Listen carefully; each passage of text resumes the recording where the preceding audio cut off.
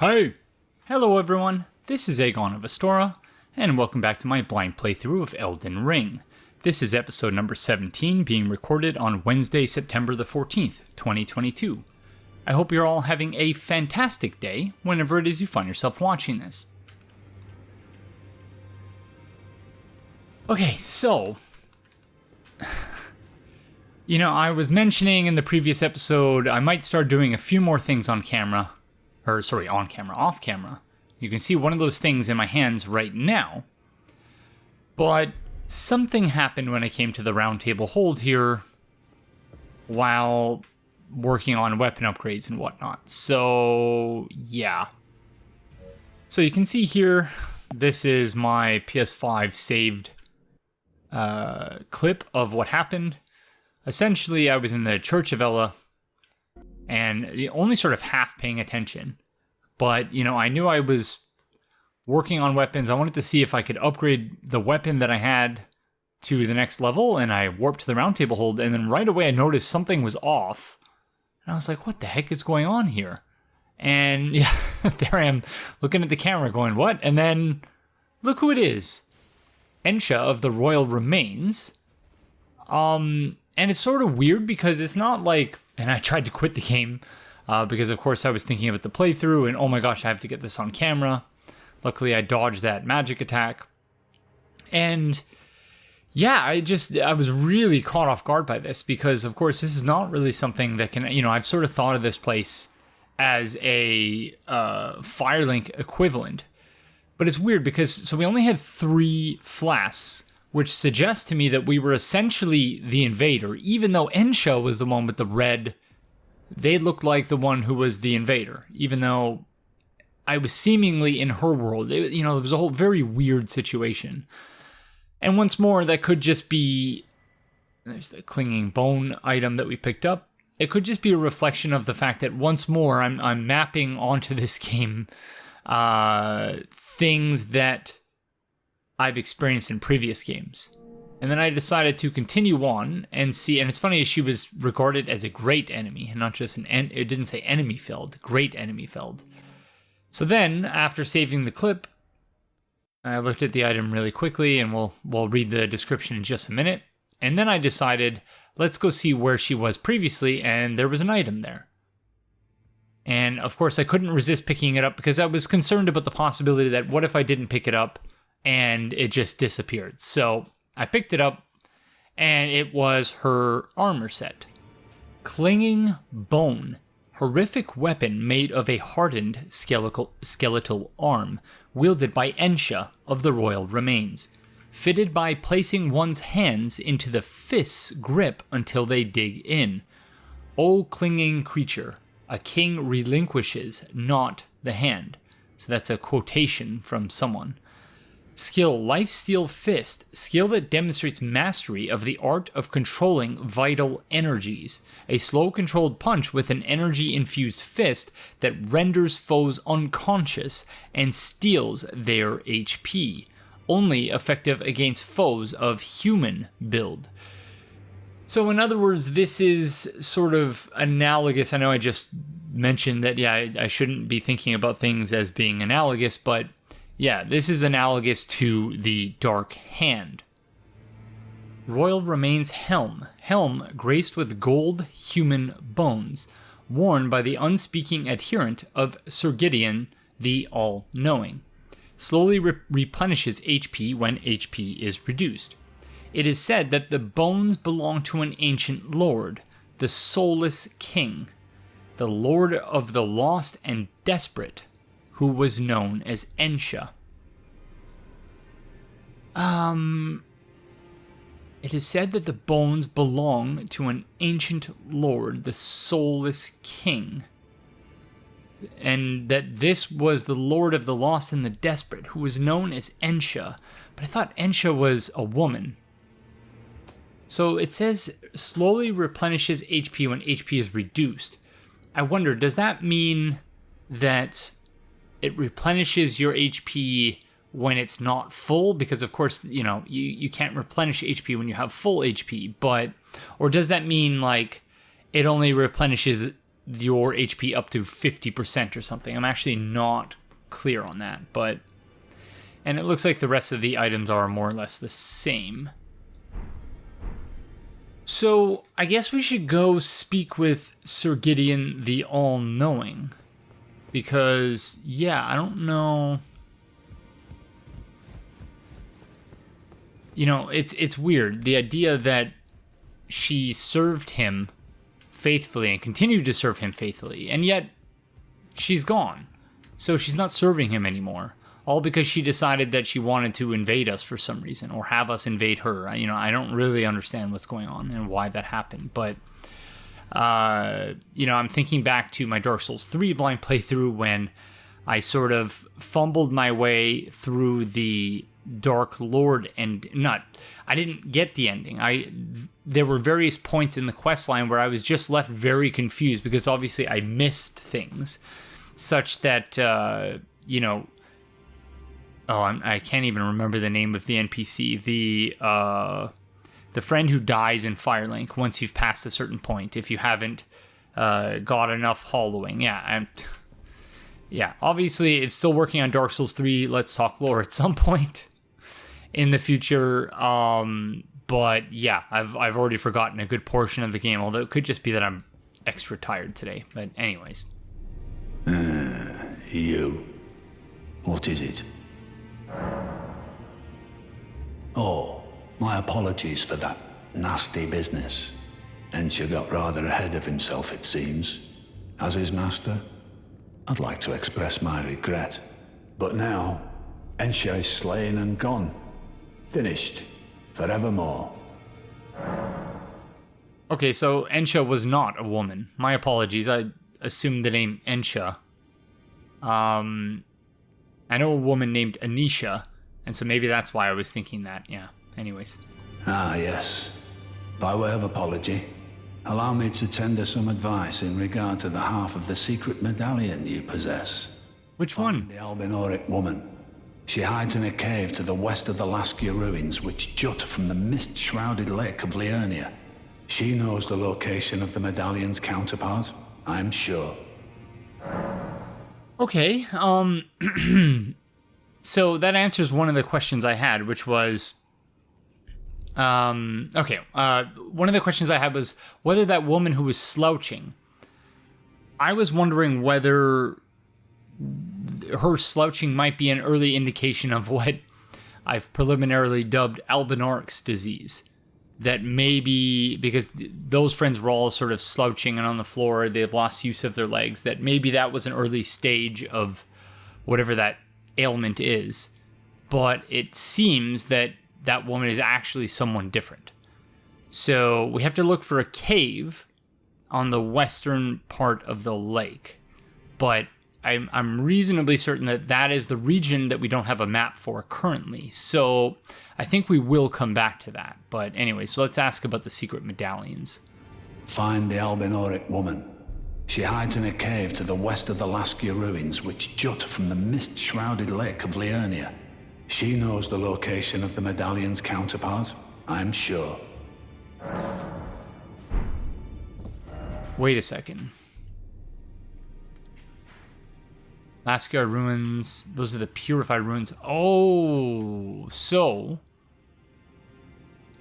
he's probably talking about the Lakeside Crystal Cave, which is in fact the next place on our list, but I wanted to go somewhere else. Well, I did want to go talk to the necklace lady. What's her name? Raya the Scout. But now that has, I think, confirmed for us that Raya is not the same person. Okay, before we do that, actually, I wanted to share my farming route. You know, I say share as though anyone else will be able to use it. I'm sure you all know of better farming routes at this point, but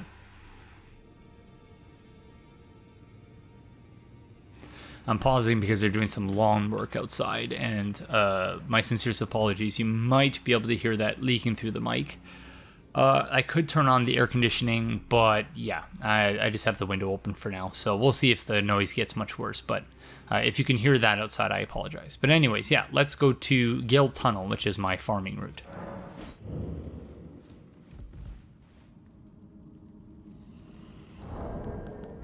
So as you can see, we have added a couple of levels, but also the right armament 1. We're up to 337 damage, and that's all two-handed damage because we can't actually wield this one-handed yet.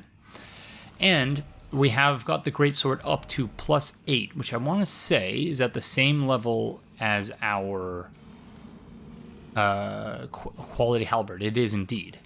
So yeah, I guess some cost, but we've wasted quite a few upgrade materials on that. And so the reason I was able to get this to +8 is that the friends in this area drop level 3 and level 4 smithing stones. Oddly enough, they're a lot more generous with level 4 smithing stones than they are level 3. So you can see we have a ton of level 4 smithing stones. So once we get our hands on some additional level 2 smithing stones, we'll be able to get our weapon right up to +12, I imagine. So very much looking forward to that. But yeah, in addition to the upgrades for our weapon, I've also upgraded our catalyst, whatever it's called. I can't remember what it's called.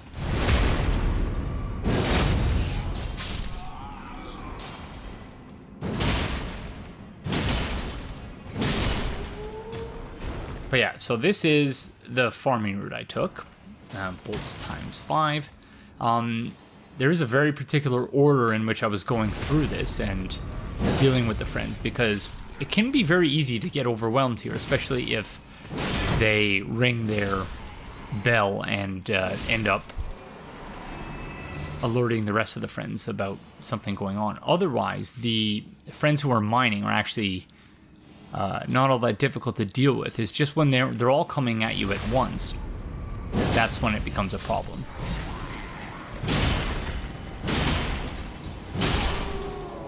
And the mining friends are the ones who drop the level 4 upgrade stones, and the knights are the ones who drop, I believe they drop level 3. Don't think they drop level 4. And with this buff, we're actually up to 424 damage, which is, ooh, explosive stone clump. Okay, I guess that's a rare drop because that's the first time we've got that.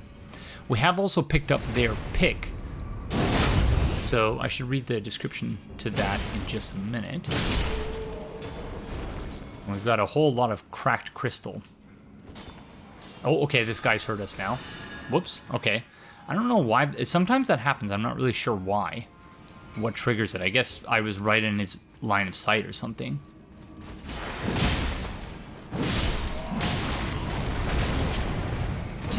So you can see how you can easily get overwhelmed here. Oh, shouldn't be trading. Because yeah, they do a decent amount of damage. Ironically, the knights are not really the thing. They're not the enemy type I worry about here. It's these friends.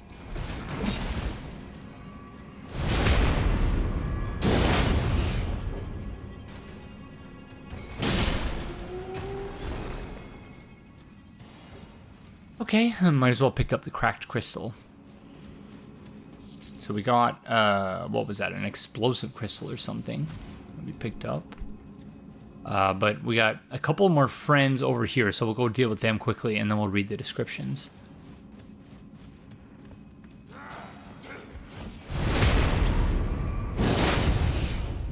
And yeah, so they are pretty generous with the drops. You know, I do find it annoying the fact that I had to do any farming at all, because, oh, I really should have taken out the knight first. I don't know why I've suddenly changed my approach to this, but I guess because I'm recording and distracted, but... Okay, yeah, so no upgrade materials. Oh, smithing stone level 4, never mind. But yeah, obviously, I was looking principally for a smithing stone level 2, because that's what we still need in order to get up to smithing stone level 3, because that's what we need to get up to +9. And yeah, obviously I've used all of the smithing stone level 3 that I have picked up while farming this area. So yeah, so generous and not at the same time. So I guess there was probably a better spot to look for the level 3 upgrade materials, but I don't know where that is, so anyways. Large pickaxe designed to crack thick bedrock. Tool of sturdy miners. Not originally designed as a weapon, but very adept at piercing armor. And this is a quotation once again. Little wretches, do you think your armor harder than stone? So in other words, even though it's not designed as a weapon, I use this weapon to crack stone, so of course your armor is not gonna stand much of a chance. Explosive stone clump. A clump of small stones with smoldering cores. Explodes when thrown together at enemies, inflicting fire damage. Miners employ these stones as tools for rock blasting, but have long forgotten how to craft them. So yeah, I guess they're the fire equivalent of the glintstone scraps. Or large glintstone scraps, I should say. Okay, they are doing yard work right outside. So I've closed the windows and turned on the air conditioning. You might still be able to hear them because they're literally right out there. So my apologies if that is indeed the case. Something else I figured out. So, in order to complete the farming route, of course, you have to go all the way to the outdoor area because you can't just warp back to the bonfire or the site of grace. So yeah, so that's what I was doing. And in the process, I realized he was complaining about the way being blocked, and I was confused about that in an earlier episode. I want to say the reason he's saying that, and I could be wrong about this, is that he's waiting for you to take out the boss. And that maybe if you take out the boss, he has a way through. I'm not entirely sure, but... It's time I set off to the festival at Redmane Castle on the southern edge of the scarlet rot blighted Caelid wilds. Doesn't the thought just set your heart aflutter? Okay, he's not mentioning it anymore, but he was mentioning previously anyway, that the passageway was blocked. So unless there is indeed another thing that we have to deal with, another passageway we have to block in order to facilitate his passage there. Or he's just waiting for us to go there. I guess it could be any of those things. So, I suppose we might as well go to the Lakeside Crystal Cave, because based on what Sir Gideon Ofnir, the all-knowing, said, I imagine that the other half of the medallion is probably in here. So we might as well give that a shot.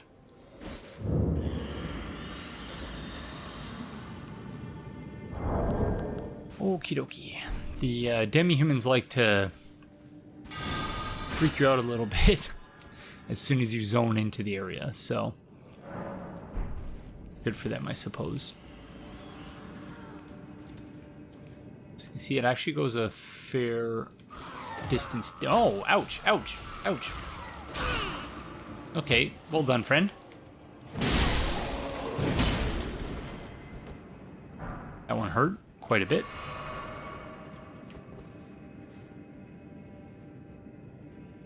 So I want to say you probably cannot jump down there. Oh.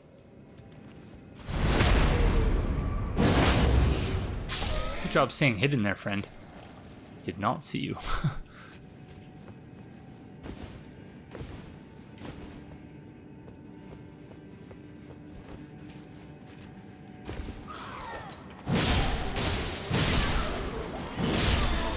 Yeah, this weapon, I am very, very, very happy with this weapon.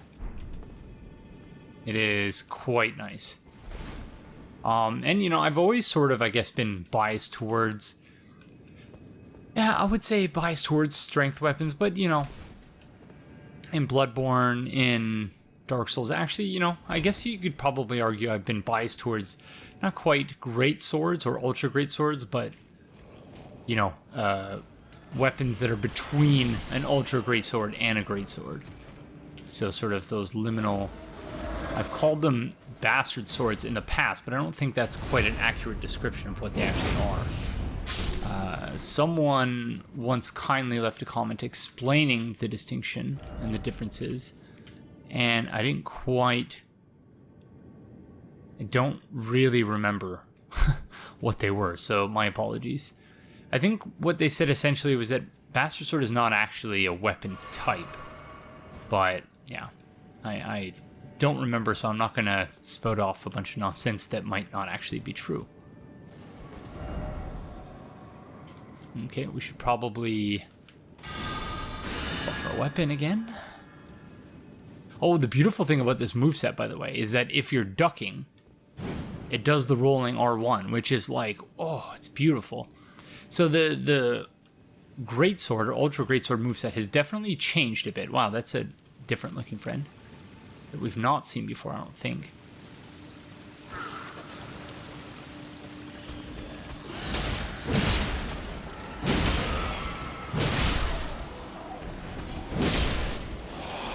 Oh, thank goodness.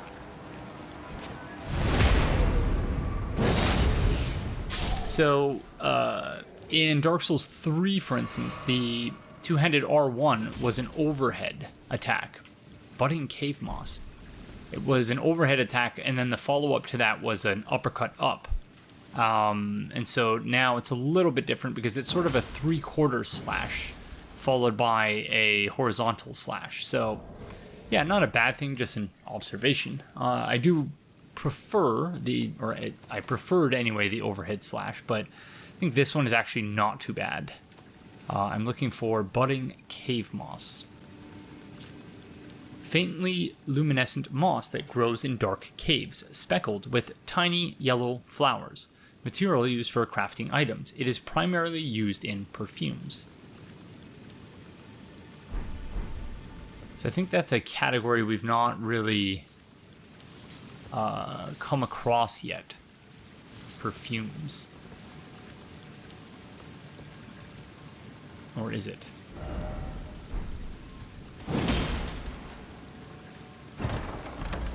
I'm still waiting for the first mimic.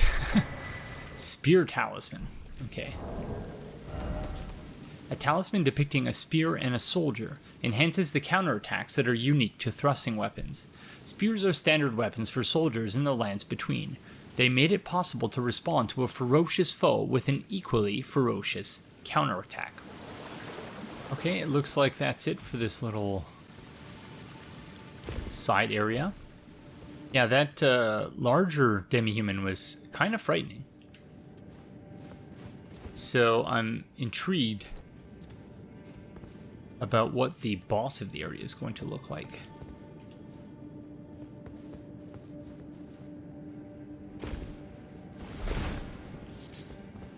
Yeah, I really wish they hadn't fixed that.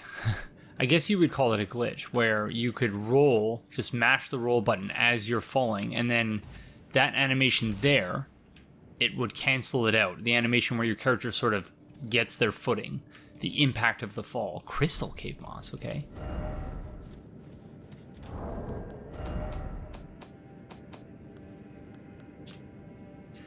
Faintly luminescent moss that grows in dark caves, laced with fine crystals. Material used for crafting items. Among mosses, it possesses unique medicinal properties.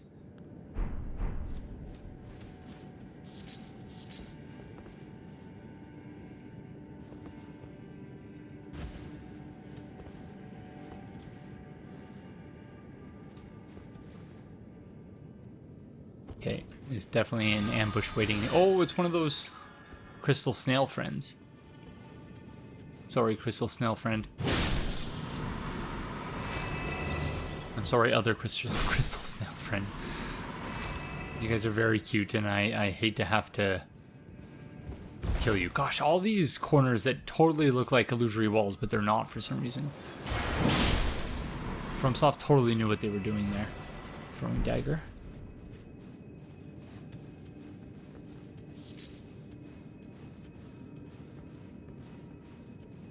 Yeah, these caves, they have just the right amount of light to freak you out.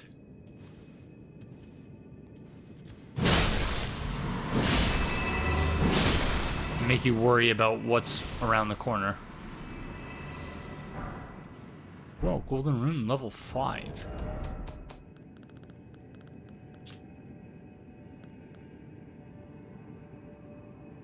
Even now, runes are still imbued with the power of life itself. Do you see the Erd tree towering o'er?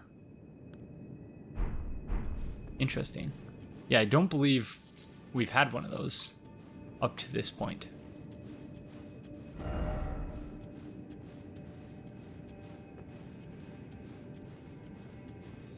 Okay, I assume this is the lower point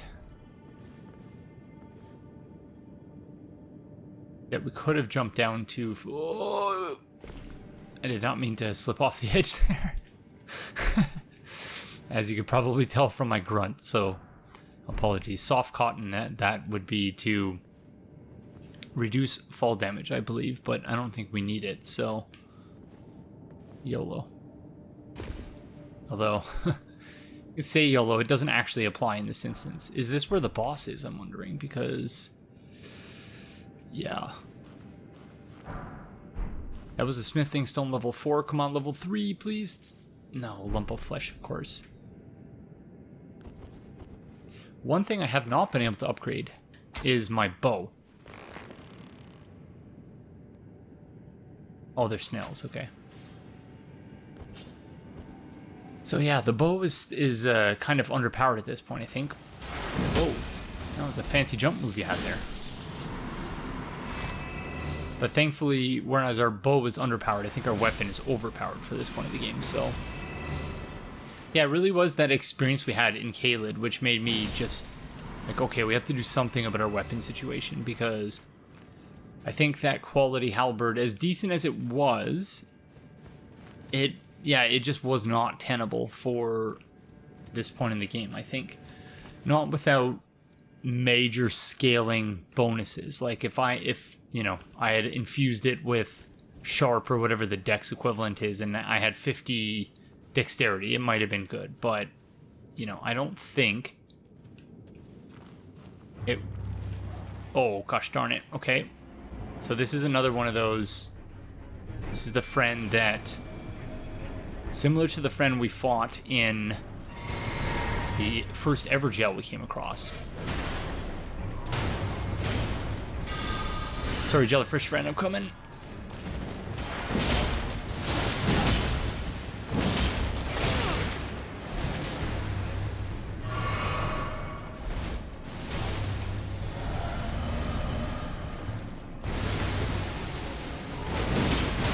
No! Stay away from her. Yes! Get wrecked. Cerulean Amber Medallion. Oh no, what does that mean about the Albinaric woman?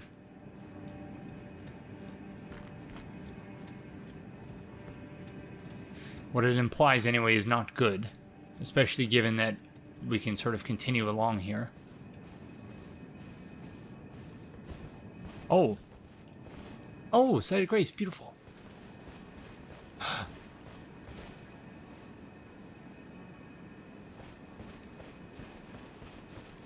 Oh, she has like a slumbering wolf's shack.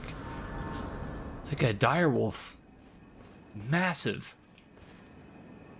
So for those of you who are not aware, in A Song of Ice and Fire, one of the main houses in the story is the Stark household, and their house sigil is that of a direwolf. And a direwolf is essentially a massive wolf, a much bigger wolf than, you know, a wolf.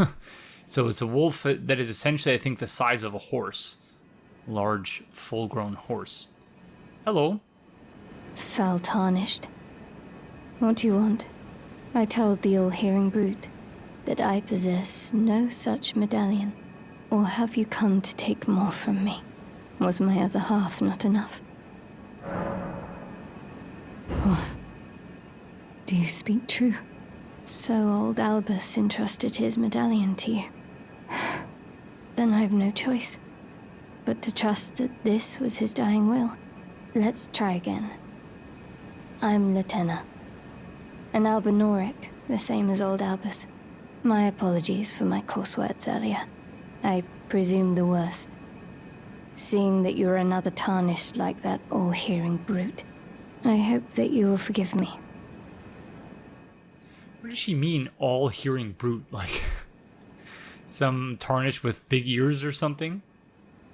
Maybe she feels like she can trust Regret because, as far as she can see, Regret is all cheeks and no ears, so... The medallion's better off in your hands anyway. Would you consider doing me a great service? I must go back. There is something I must do, even if I must say farewell to my wolf, Lobo. Will you show me the way? To the land of Miquella's Halig tree. If you accept, I would gladly apprise you of the whereabouts of the medallion's other half. Sure, I'll accept. I have no idea where that is, of course. But, you know, when I figure it out, I'd be more than happy to let you know. Thank you kindly. They say the other half of the medallion is beyond the Forbidden Lands, north of the Erd Tree, in Castle Sol, on the mountaintops of the Giants, accessible by the Grand Lift of Rold. Then I suppose it's time. Farewell, Lobo. My faithful wolf. My better half. I will go with the Tarnished, so that our journey will not have been in vain. Forgive me, Lobo.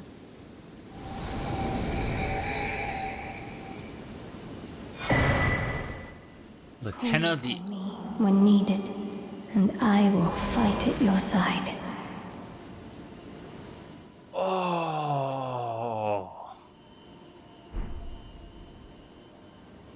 Okay. Now I feel bad because that's the first time that's the first time I have considered using anyone but Jellyfish Friend. So she referred to the wolf as her other half. Something that is worth mentioning based on the connection to direwolves in A Song of Ice and Fire is that in the beginning of A Game of Thrones, the first book in the series, the Stark children, they essentially find one direwolf for each of the trueborn Stark children, but also Jon Snow, who, spoiler alert for Game of Thrones / A Song of Ice and Fire, so you can fast forward a minute if you don't want to hear any spoilers, but of course Jon Snow being the son of Rhaegar Targaryen and Lyanna Stark, so he's not actually a Snow, but he's a prince being raised in secret.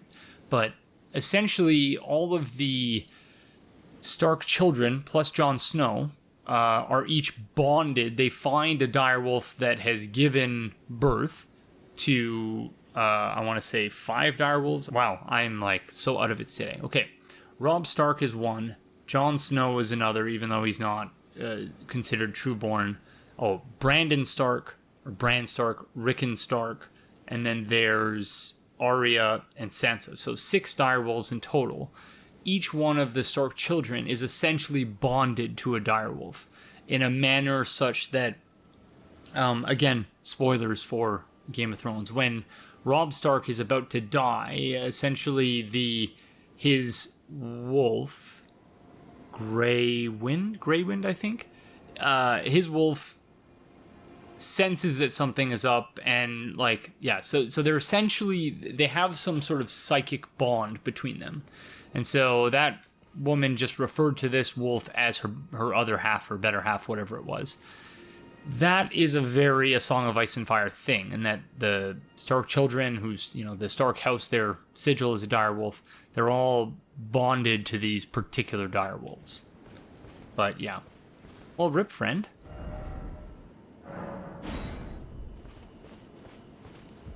Okay, so where the heck are we on the map? Oh, okay, so yeah, so we obviously could not have come around to the other side of this cliff until now, but here we are.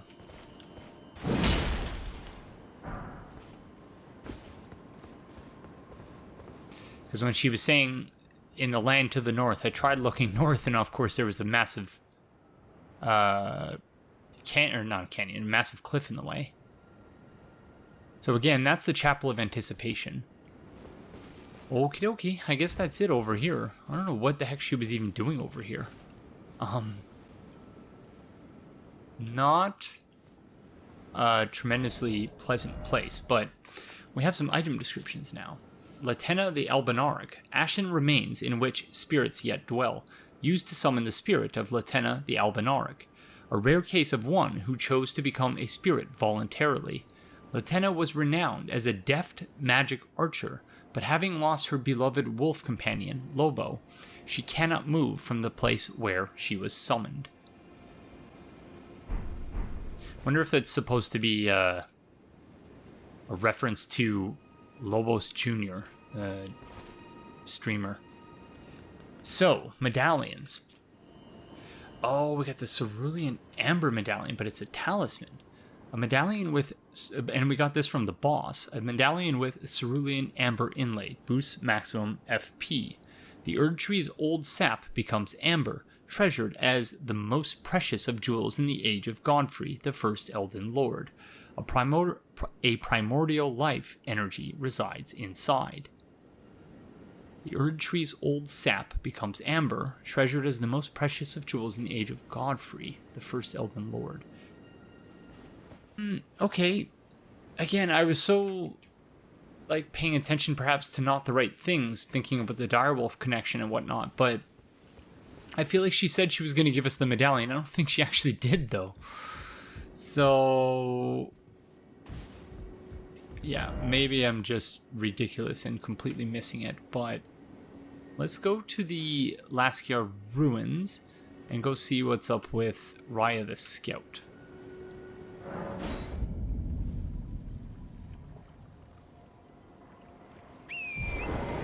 Unless she was just telling us, because I guess she told us where it was.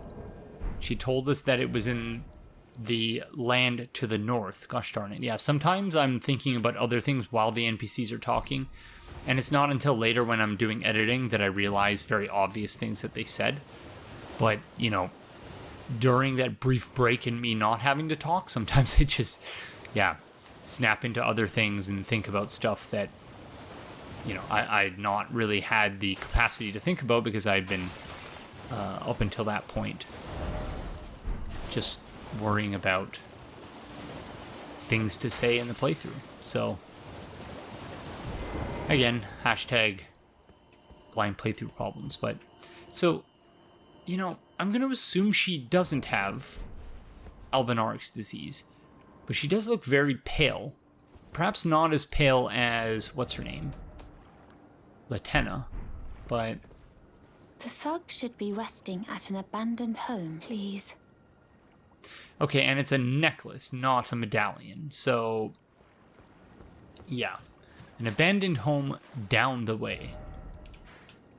So the question now becomes, where to from here? So we've cleared this area here. I don't want to continue in this area yet because we are eventually going to have to go there for the Divine Tower. So I don't really see any point in doing that just yet, because then we'll get distracted with all of this stuff happening over here. This looks like it could be another Divine Tower.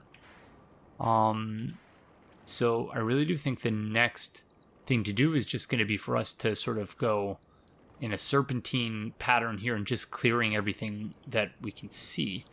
This is where those scary crystal friends are. We're barely at least with our previous weapon, we were barely doing any damage to them. So I don't know to what extent that's likely to continue.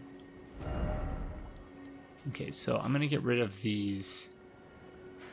Why did I leave that one there? I think, oh yeah, because I think after I stopped recording, I noticed there was a little base there. Okay, so maybe I'll change that to this or something. Make sure to go check that out. And then let's set a marker for there or here, just so we can make sure to the greatest extent possible we are clearing the area and making sure that we're not missing anything major.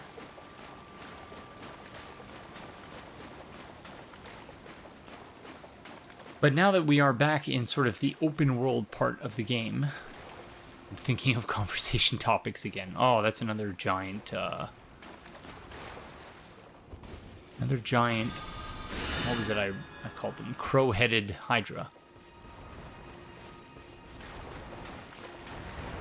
Hi, friend.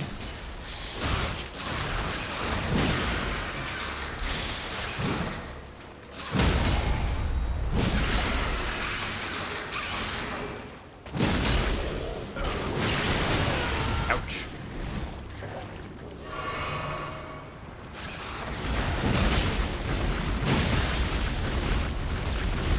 Come on, regenerate your things, please.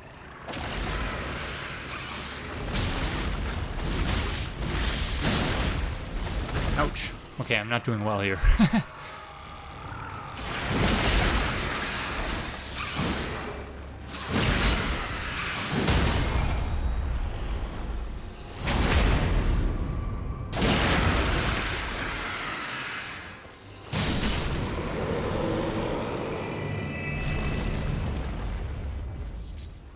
Land octopus ovary.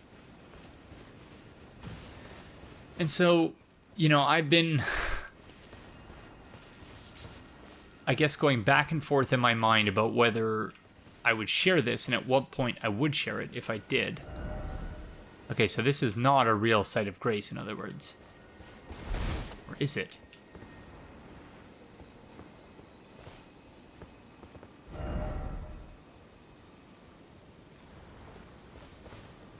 Oh, it is. Okay, weird. Didn't have the same sort of particle effects around it. Scenic Isle, okay. It is rather scenic up here. So, what is that thing again? Is that another map?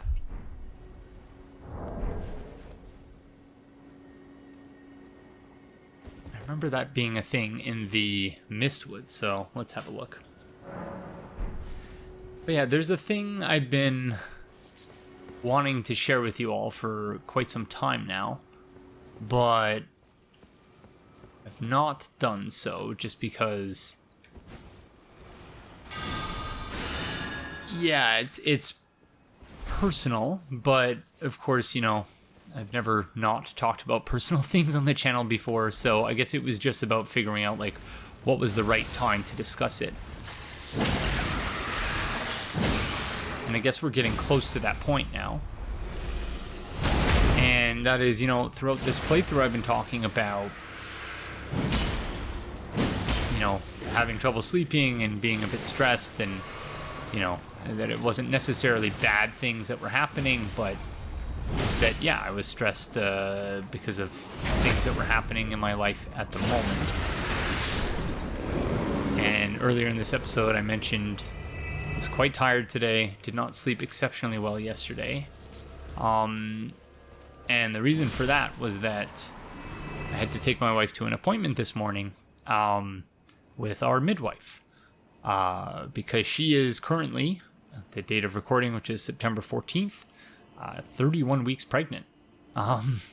So, yeah, I'm going to be a dad in, I don't know, anywhere between 6 and 9 weeks, maybe 10 weeks. So, yeah, stress in a good way, of course, but, you know, you're just preparing for your life to completely change. And, you know, aside from the obvious reasons of playing this game and doing this playthrough and wanting to do this playthrough, which is, you know, I love the Souls games. I love sharing my love of the Souls games with each of you, and then being able to post it and post those videos and hear all of your reactions and your thoughts on the things that we've discussed in all these games. But yeah, it's weird because, of course, another part of the reason I've been so hesitant to say anything is just knowing that by the time you are watching this, the baby will likely have been born already. We don't know the baby's sex. So, and we're not going to find out. So every time we have an ultrasound appointment, we have to say, basically, just so you know, we don't want to know whether, you know, what the baby's sex is. And so throughout this playthrough, one thing that I'm sure will have annoyed some people, and yeah, I'm not really too bothered about it, but in some instances where characters have had very clearly defined genders, and I've referred to them as theys, And that's because, you know, we've had to get used to referring to the baby as they. My wife's name starts with an L, and so we've just been referring to the baby as LJ for L Junior. And yeah, so gender is a weird thing, especially pronouns and everything, because it's such a, you map onto the person so much of what they're going to be before they're even born. And it's just, we didn't want everything they have to be pink or blue. And insofar as it was pink, then, so if we have a boy, I don't care if they wear pink. I don't care if they wear blue, but I just don't want everything to be that. And I don't want everything to be gendered in a way where people are giving toys, which, very exceptionally kind of them. No one has to do that. But if they're gifting us toys, I don't want kitchen appliances. If it's a girl, I don't want kitchen appliances. And if it's a boy, yeah, it really is. It's so tough because so many things are just coded with gender in a way that they don't have an opportunity to be themselves. And it's really, yeah. Anyways, so these are all the things I've been staying up late at night thinking about. Okay, so what is this thing? I don't remember. I remember coming across it. Unless this is where... Oh, is this where the map was? I actually don't know. Anyway, so yeah, cat's out of the bag now, so to speak. There have been some complications in the pregnancy up until this point. And my wife has been handling everything like an absolute champion. She is amazing, and you can now, I guess, understand a bit better why I was so stressed about the job situation and not having a job and not being able to find one that is perhaps a little bit more secure, because, I'm now at a point where, it really matters. It really matters. And I've repeatedly mentioned, oh yeah, our expenses are only going to go up from here. And I remember one or two people on the channel update video in which I talked about that, and I mentioned that our expenses are only going to go up. One or two people even mentioned, oh my gosh, it sounds like I thought Aegon was going to announce that he was having a baby. And yeah, I had to resist the temptation to reply to that message with a smile or something. But yeah, we're having a baby. So, I wanted to get this playthrough out there as quickly as I possibly could. In part just because after the baby's born, I don't know what our life is going to look like. I'm heartened by what I've seen from other content creators in that I know of it. Oh, these are... Okay, we saw a player ghost at some point with a face like this. So I suspected at some point we were going to come up against these friends, but oh man, I feel bad. I really don't want to mess with them, but I don't know what else. We kind of have to at this point, because I think as soon as they see us, they're probably going to be aggressive. Yeah, okay. Sorry, friends. I guess I'm... Whoa! Oh, you got the wood grain ring there, friend. That's very impressive. Very impressive stuff. Okay, that's going to be frost or sleep or something. Oh my goodness. I love these friends already.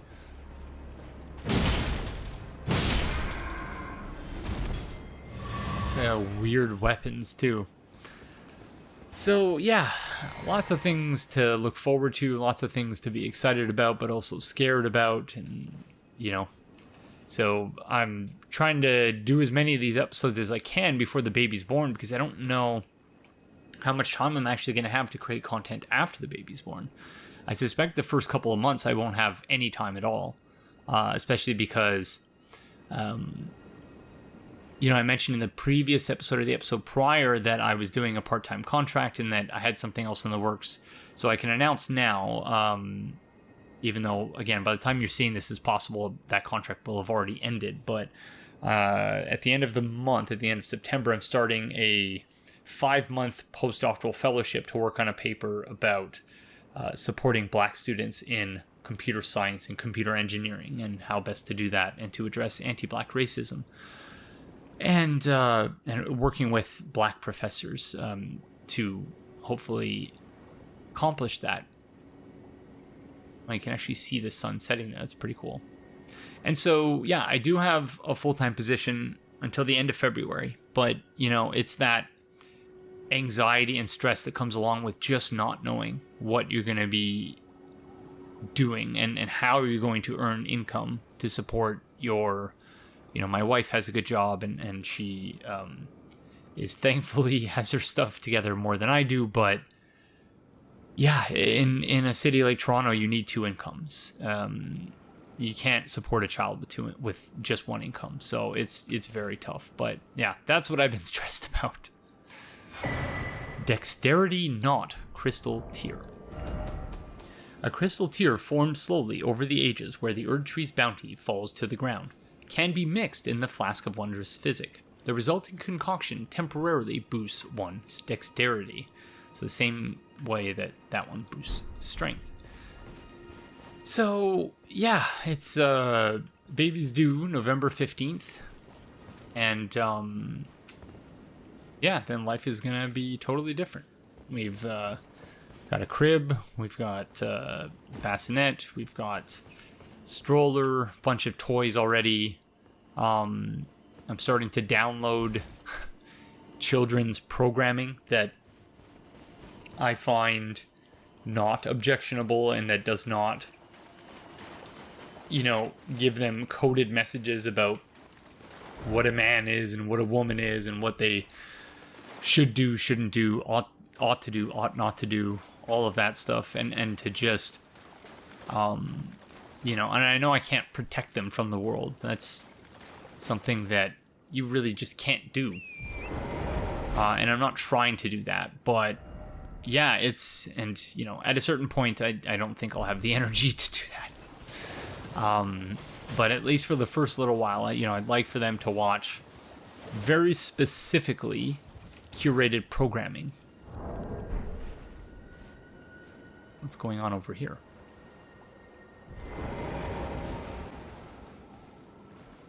So yeah, that's the big news that I've been wanting to share with you all for the duration of the playthrough up to this point. Oh, that was a dreadful ambush.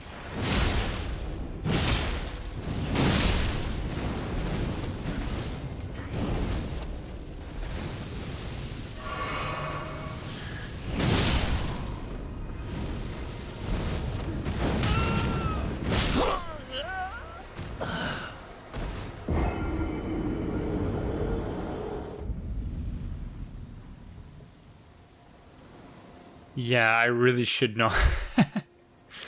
I should not have taken that friend lightly. I definitely took them more lightly than I ought to have. So this, I'm just remembering by looking at the thing on the compass in the top, the way the souls look is that the runes sort of grow up out of the ground, sort of, I guess, looking for the Erd Tree or something. I'm not sure how exactly to describe it, but in the same way that a plant reaches for the sun. Yeah, I guess those are souls or something. I'm not sure what exactly to make of that, but yeah, anyways, I'm heartened by the fact that I know of several content creators who continue making videos after they've had children. And, it's possible that, they have a situation that is different than mine, such that it won't actually be so easy for me, but I'm hopeful that I'll be able to continue doing this stuff, and that it won't, obviously it's going to be a short while until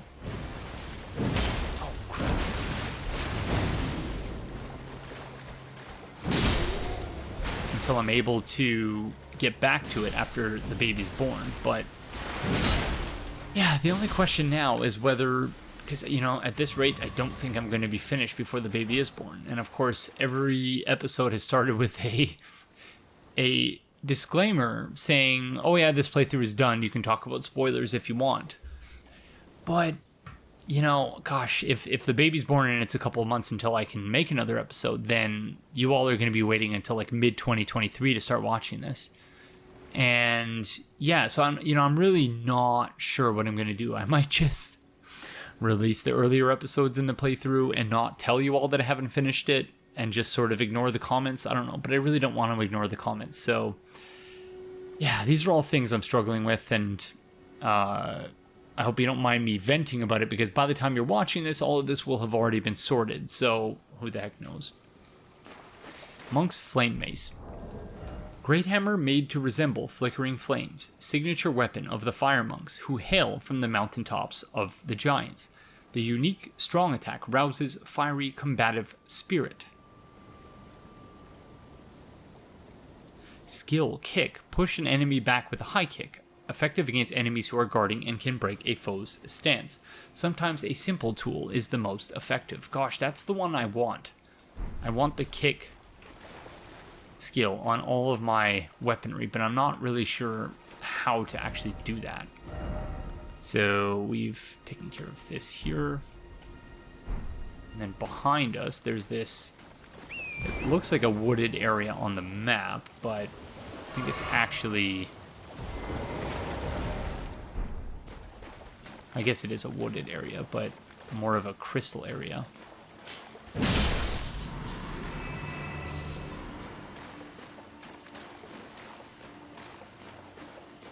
And I want to say I've cleared this. The snails are going to come after me now.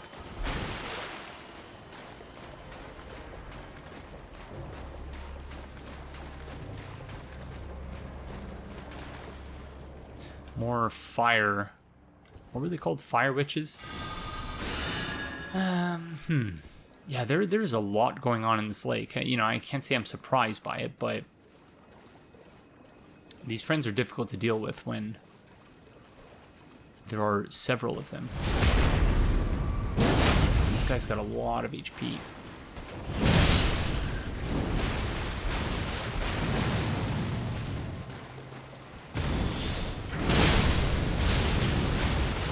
Ouch.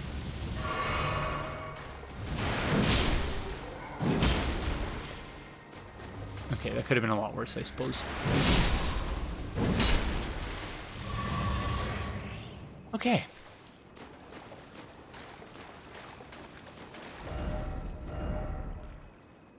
Yeah, I think we can say that this has been taken care of.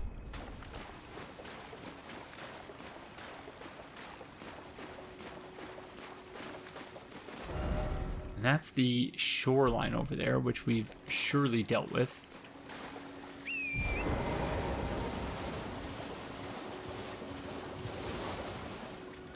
Massive drop in frame rate once more.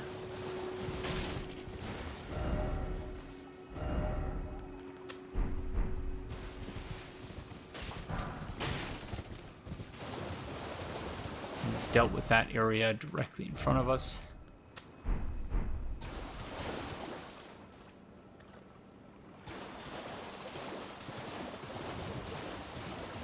So if nothing else, I'd like to at least clear all of the land masses. Is that... Okay, I don't think we have cleared this one here. I'm seeing what looks like one of those massive demi-humans of the sort we fought in that crystal cave. That is exactly what that is.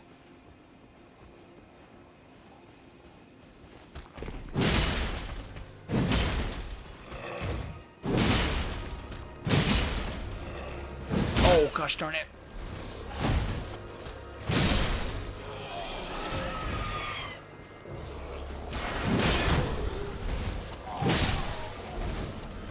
I do love that rolling R1.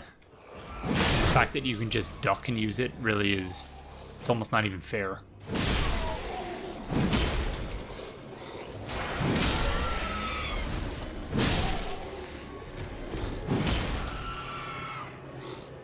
No, come on. Gotta let my stamina recharge.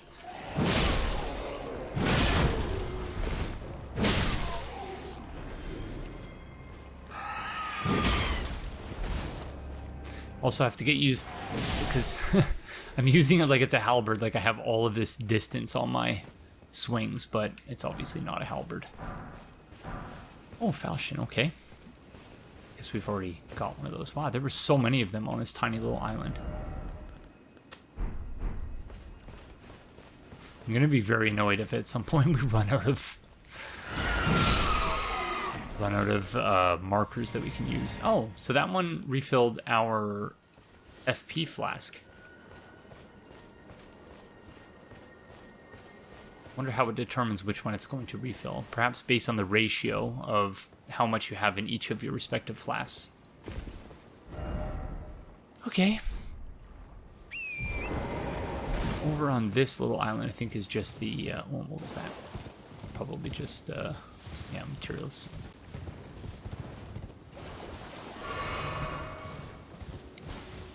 Looks like it's just Turtle Friend. Oh, and you guys, okay.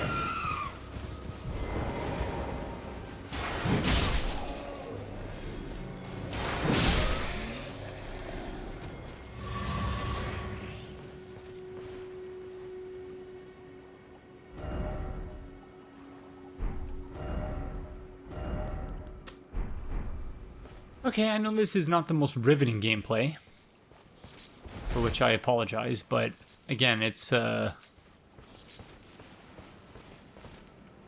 just me sort of figuring all of this out and how best to explore the open world parts of the game. And just not wanting to,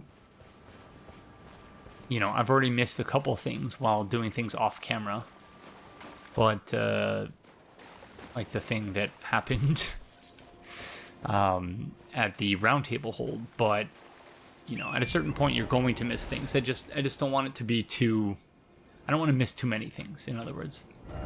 Pretty sure we dealt with this one, but let's double check to make sure.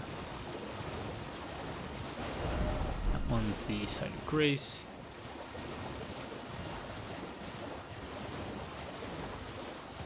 And this one is just a patch of land.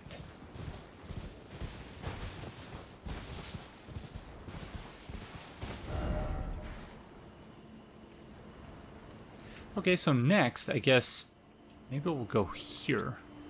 See what that is. Question is, should we just follow the shoreline? It might not be the worst idea.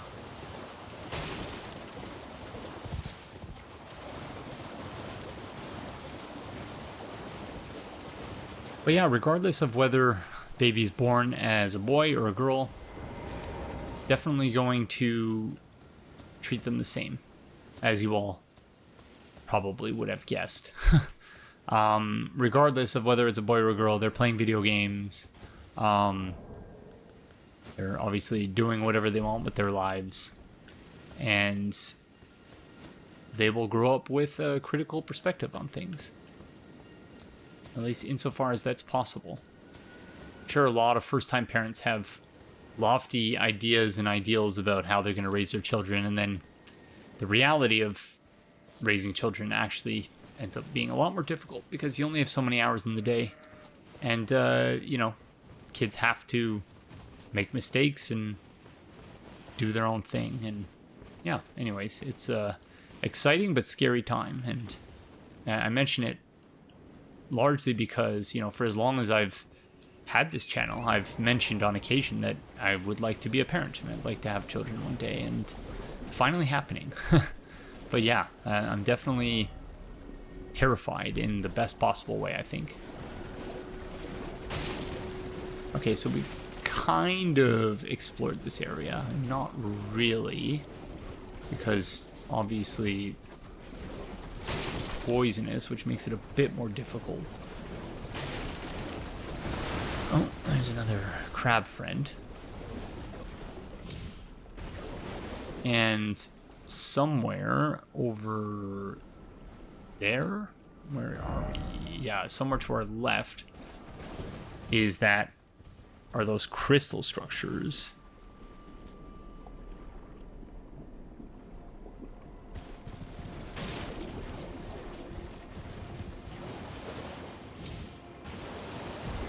Ah, beautiful. Okay. Yeah, I guess it's worth clearing all the gazebos at minimum because they all seem to have important things in them. Such as a site of grace. So what is this? Folly on the lake. Yeah, let's have a rest.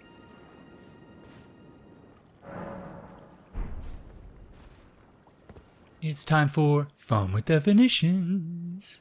Folly as a noun means lack of good sense or foolishness, a foolish act, idea, or practice. A costly ornamental building with no practical purpose, especially a tower or mock Gothic ruin built in a large garden or park. So, and it can also be a theatrical review with glamorous female performers. So I think it would be the second one, which is... yeah, a building of Gothic architecture. I don't know enough to say for certain whether this is Gothic architecture, but my uneducated assessment is that it appears consistent with it. We got Carl the Crab climbing the stairs, making their comeback from Dark Souls 3 Let's Talk lore, or his comeback, I should say. And yeah, so I guess that's, I guess it does have a point, which is, the point is that there's a site of grace here. But otherwise, yeah, I suppose fair enough. It doesn't really have a point. So no need to place a marker there because, of course, we've just sort of taken care of it. Or rather, there's a site of grace there, so it's obvious that we have actually explored it and cleared it, made sure it's all nice and safe. And again, I'm tempted to explore this poisonous, foggy region, but my assumption at this point... Don't worry, crab friend, you do your thing. I'm gonna head over in this direction. My assumption at this point is that yeah, we're probably better off. It's not even an assumption. My assessment of the situation is that we're most likely better off exploring in the region that we actually have a map for.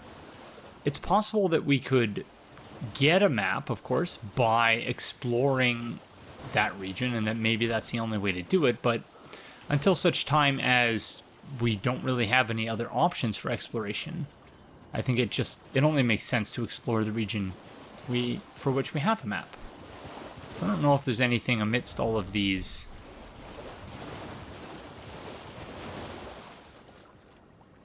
whatever the heck these things are, just plates or rocks that have been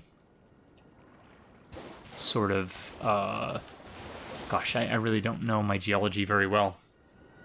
Perhaps you would say erupted from beneath the surface, but yeah, anyways, I'm not sure how you would describe this particular land formation. I suppose that's how you should put it. And I'm clearly going in circles because I have no idea how we ended up back at the site of grace. So to my point from a few seconds ago, we're probably better off just exploring the regions that we have a map for. So let's continue doing that by heading in this direction. That's a large lobster friend, and oh my gosh, this is like Lobster Friend City, which obviously I'm not especially keen on. That lobster, either they're sleeping or they look like they're in dreadful condition. Oh, poor lobsters. Smithing stone level 2, okay, that's good. Not especially useful to us right now, but I would have much rather smithing stone level 3. But each of these gazebos appears to have an item at minimum, so I think we should probably clear this area first, because that looks like it could potentially be the abandoned home that, what's her name? Raya. I keep forgetting that name, even though it's a pretty simple one. That Raya mentioned.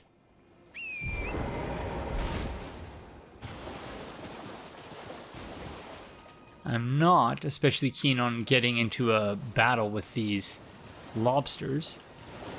Thankfully, they also don't seem to be too concerned about me, so that's good. So we're all on the same page, friends. We had our duel in the previous episode or the episode prior. I think it was the last one. It's all sort of a blur for me at this point. What are you?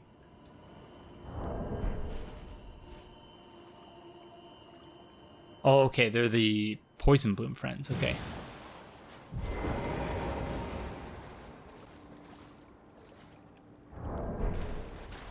They looked almost like an friend from Final Fantasy series.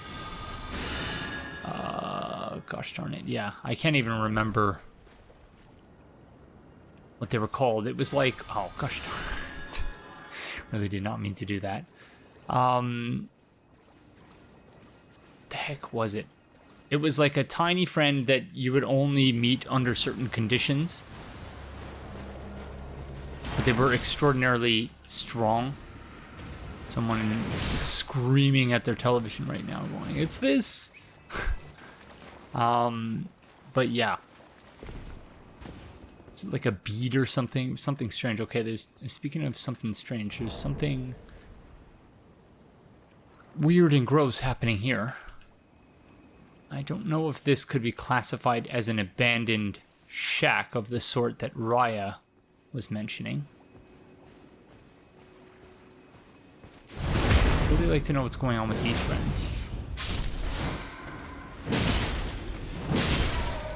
Other than, you know, clearly being quite athletic. I'll have to figure out a new go-to attack for these. I guess that would be the one. Just a standing R1.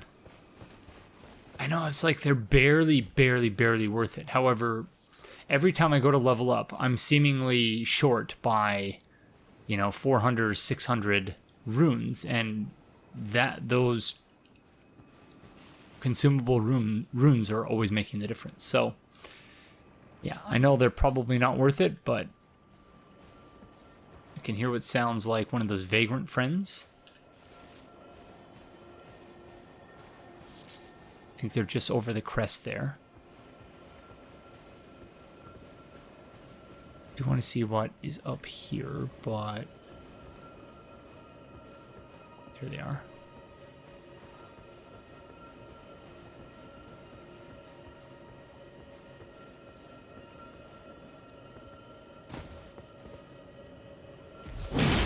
Yeah, it's a shame that with the addition of jumping and jumping attacks, and yeah, it's weird how sometimes those friends don't actually have any drops.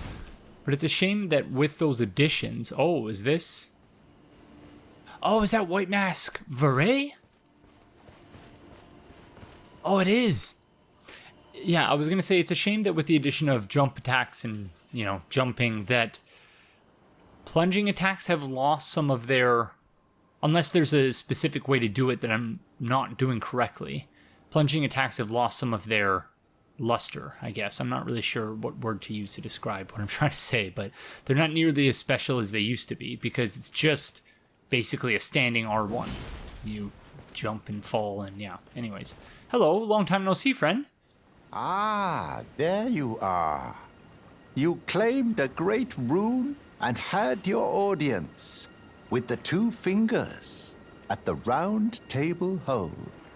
What was your impression? So he's obviously skeptical.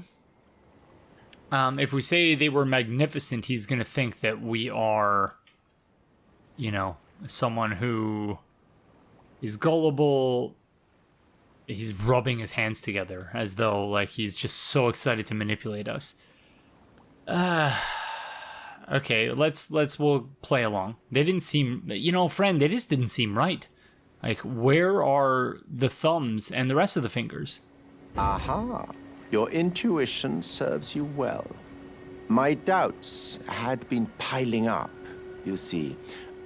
The words of the two fingers cannot be trusted. Truly, naught but rambling, senile delusions. I believe that when the Elden Ring was shattered, the two fingers were corrupted, their guidance skewed. Even worse, the fingers harbor no love for our kind. That's the part that irks the most. I laughed there because I thought he was going to say, the finger eaters are using the fingers to get their hands on free chips and dip. I am done making their snack runs for them. Again, it wasn't really a funny joke when I first told it, but I'm gonna keep harping on it. But anyways. Oh, I have a gift for you. Something fit only for the wise. Festering bloody finger. I think that's for invasions. A means for circumventing the draw of the two fingers. Give it a try, won't you? And if it please you, may we meet again. I've high hopes for you, my lambkin. Okay, so my assumption, based on what he's just said there, is that we need to invade someone to get whatever the successful invasion item is in order to continue his quest line. So, question is, do we do that? And do we try to do it now? Because I have a feeling that whoever we invade, they're going to absolutely obliterate us. Because I don't know the first thing about PvP in this game, other than invade and try to kill. But, yeah. Be sure to try that finger I gave you. There's no reason to dither. The tarnished were spurned by grace, forsaken by the two fingers. And now they ask you to mend their crumbling world? Your loyalties are misplaced with them. He's right that the tarnished really have no reason to serve the fingers.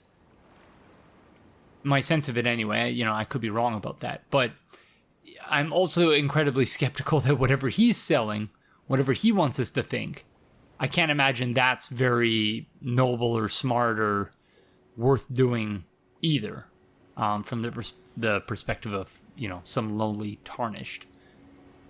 Be sure to try that. I'm quite... Okay, he's quite certain we'll take to it. So, Rose Church.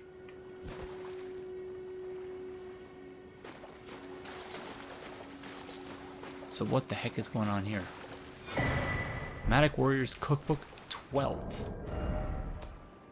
A record of crafting techniques left by roaming nomad warriors contains knowledge for surviving in the face of utter scarcity. Acquire the knowledge to craft the following. Cursed Blood Pot. So, let's see. Cursed Blood Pot. Throw to douse enemy with accursed blood. Craftable item prepared using a ritual pot, decorated with the crest of the Lord of Blood. Throw at enemies to douse them in accursed blood, causing summoned spirits to assail them with a rabid fervor. A childhood memory of the Lord of Blood.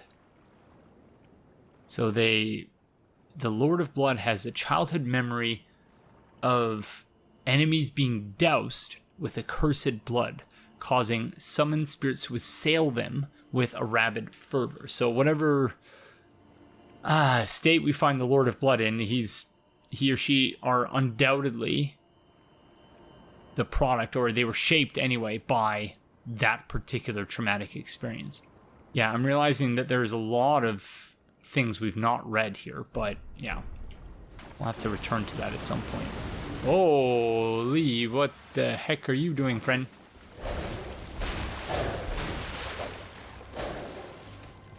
Okay, he just popped up out of the blood. That's frightening.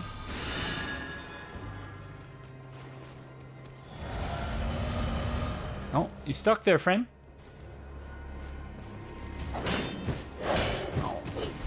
darn it.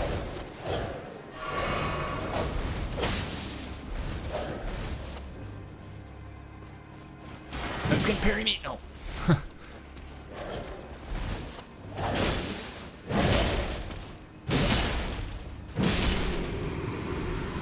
Okay, that was frightening. That was, yeah. Oh my goodness. Especially the way they just sort of popped up, because I was distracted for a second because there's like some weird aura around us.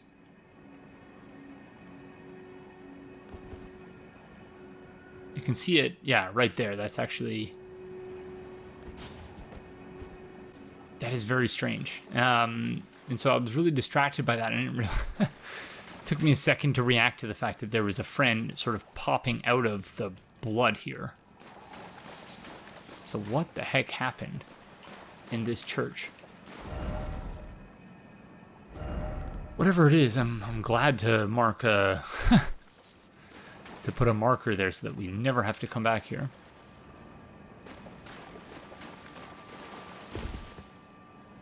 Although I'm wondering... I can hear another... Yeah, there they are.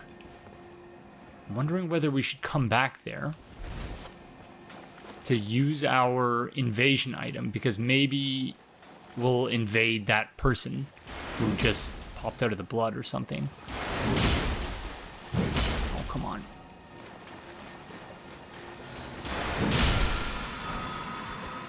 Blood Flame Blade.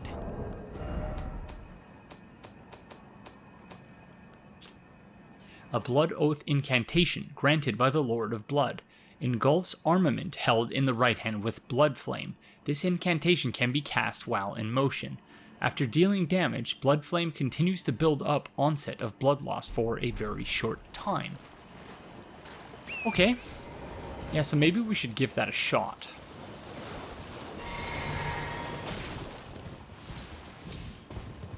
But I'm wondering, did we lose our runes? Because we do have almost enough to level up. It would be an awful shame if we lost all of our runes, but yeah, let's give it a shot. We'll try anyway. Okay, friend, you're getting your wish. Let's give this a shot. Attempting to invade another world. Select the bounds for the attempt. Let's say nearby only. Okay, that was very quick.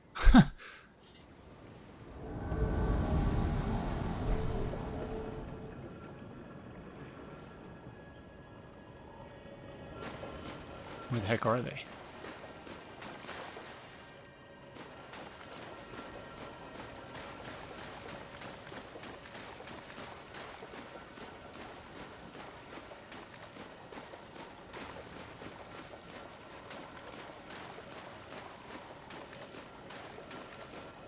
Hello? I'm sorry, friend, I just need an item. Oh, there they are.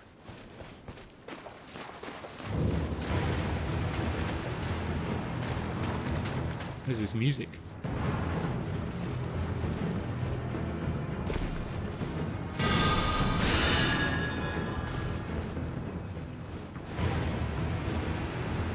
Okay, I think Ryujin is the actual host of fingers.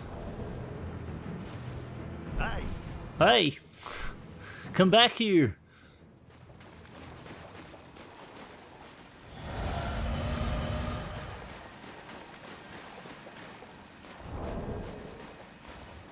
Hey! Yeah, this is not going to end with me getting, whatever this item is.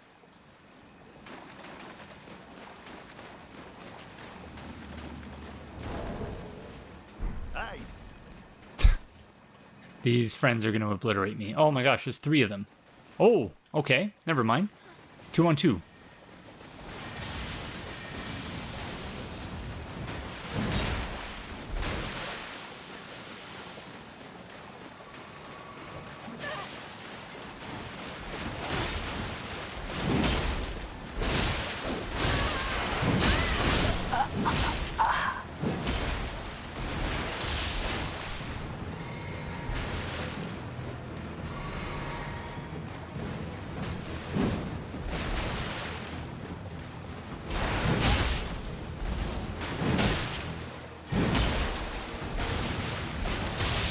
Ouch. Ouch.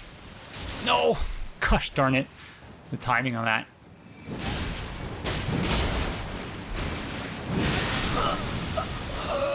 Get wrecked.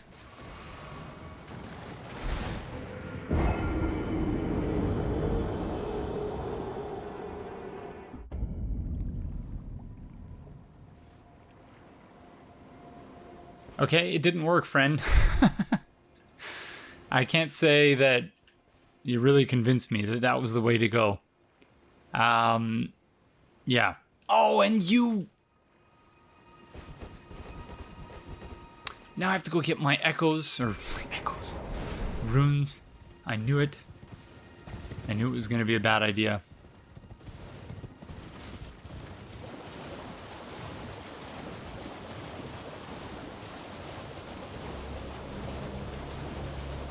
Okay, I guess that wasn't too bad.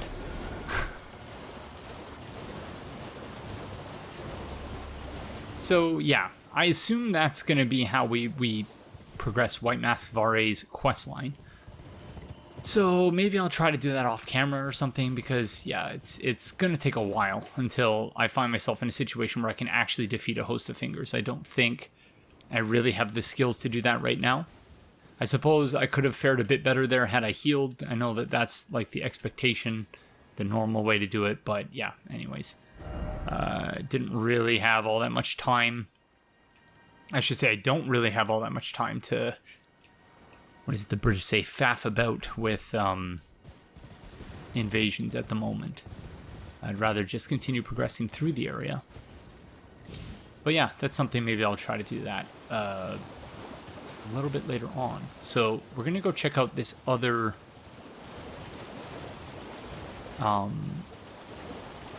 gazebo over here.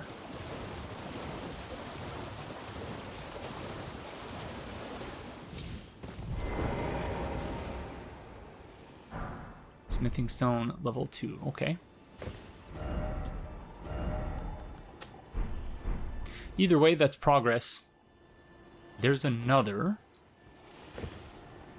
hot air balloon. We might be a bit far away to hit it. Although this one has marionettes attached to it. Okay, that's frightening.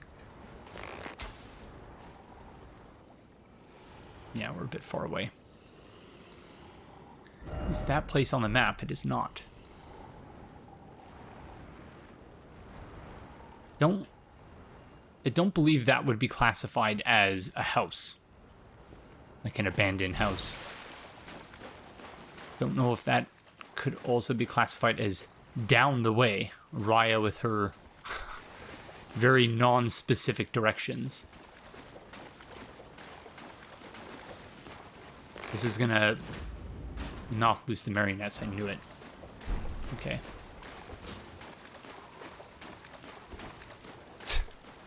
Thankfully, they're not really sure what to do anymore. Okay, so where to now then? Again, I'm gonna leave the areas we have not yet explored because there's no the areas with no map, because yeah, it'd be easier to explore it when we actually have a map. So I guess next thing will be that ruin fragment, sort of, so to speak, because I know there are actual ruin fragments over in this direction. Again, I have done a little bit of crafting, but once more, my crafting has been limited by the fact that I'm not doing a lot of quote-unquote hunting in the open world areas.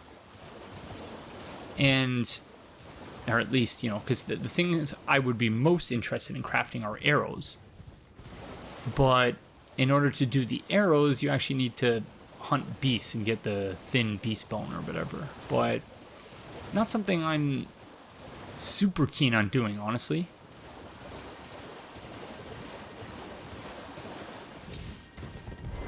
Okay, another site of grace, very nice. There are a lot of sites of grace in this lake. Fallen ruins of the lake.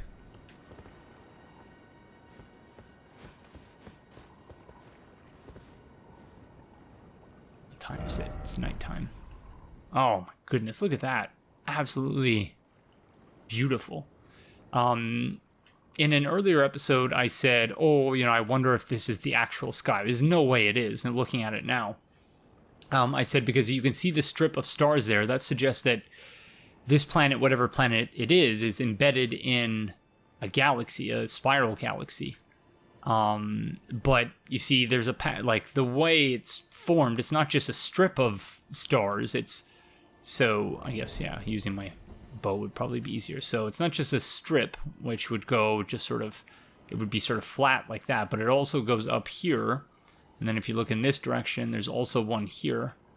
And yeah, over here as well. So either there's no astronomical basis for the patterns in the sky we're seeing.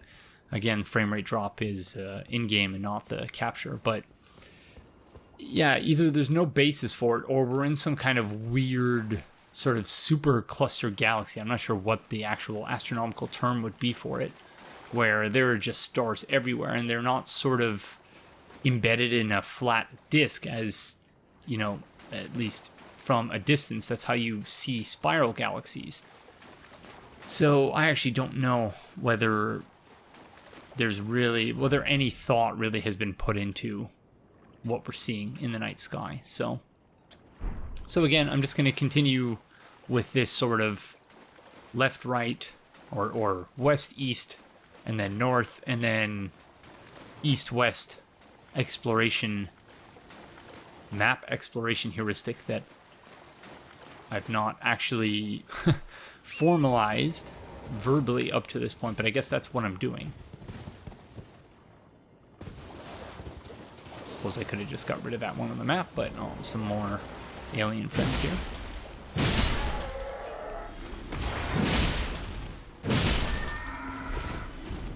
Wood grain ring friends. And the reason, for those of you who are not aware, the reason I'm calling them that is that they were doing those fancy cartwheels, and in Dark Souls 1 there was I think it was called the Dark Wood Grain Ring, which is a ring that allows you to do cartwheels.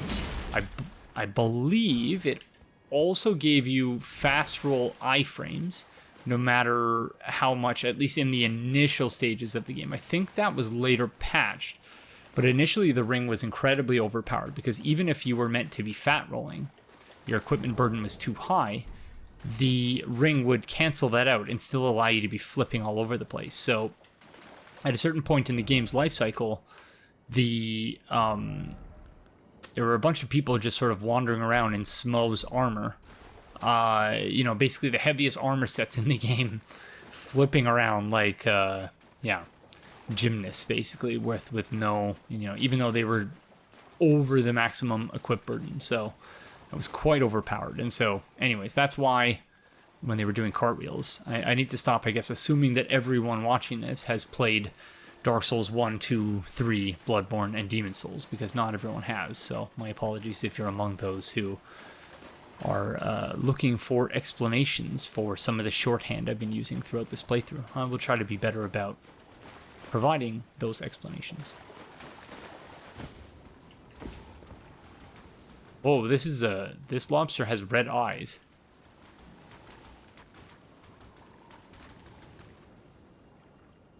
They don't look especially pleased with life at the moment, so we're just gonna... Should we leave them be? I don't know. Red eyes suggest that they might actually have an important item or something.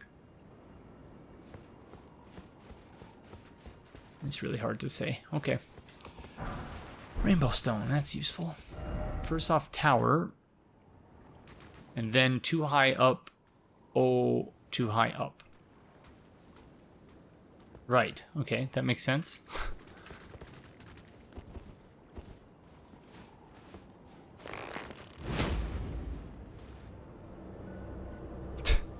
Sorry, friend.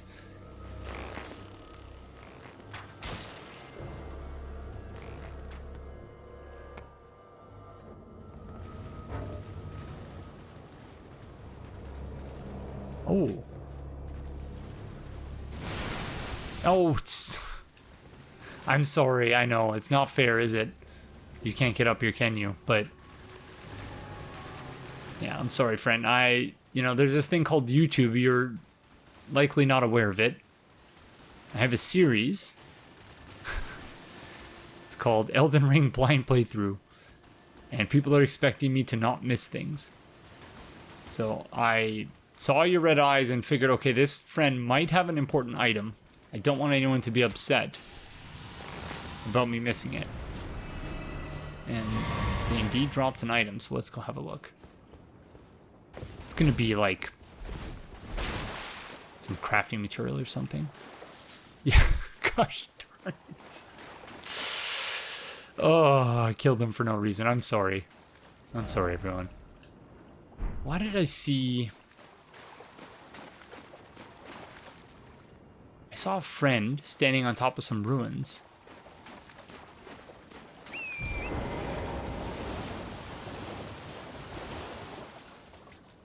It was one of those alien-looking friends. Was it here?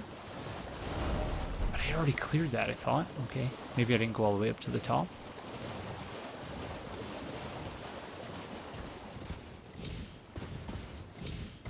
Oh my gosh, Aegon, I did not.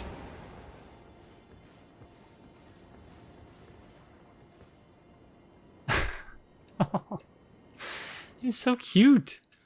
Oh, man. Sorry.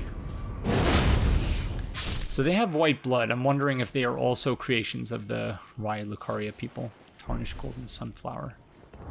Remind me, game, what is that about again?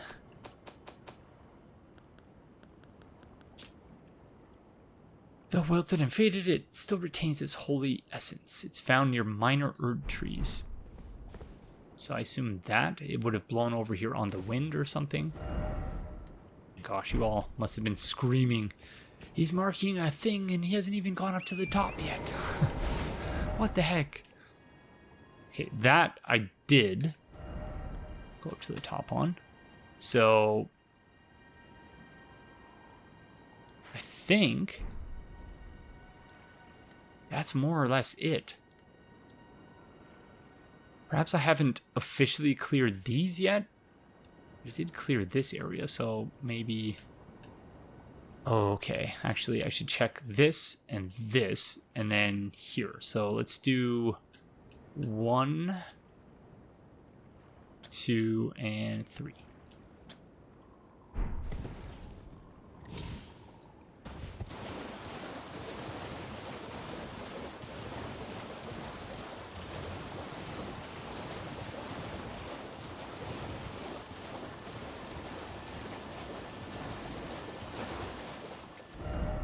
Okay, this may, in fact, be the shack we were looking for.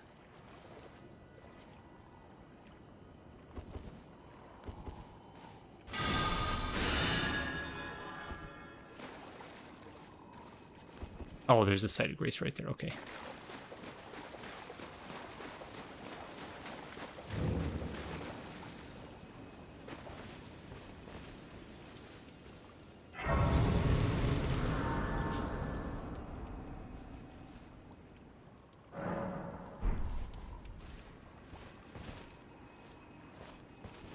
Hi, friend. I'm looking for a necklace. Would you... Oh, no! Oh, no. Lobster friends, I'm sorry. That's... Oh, you monster. Give me the necklace, please. What are you looking at? You trying to start something, mate? Yes, give me the necklace.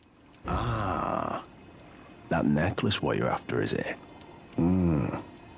Well, show me what it's worth to you, and I'll consider parting ways with it. I'm not in love with it or nothing.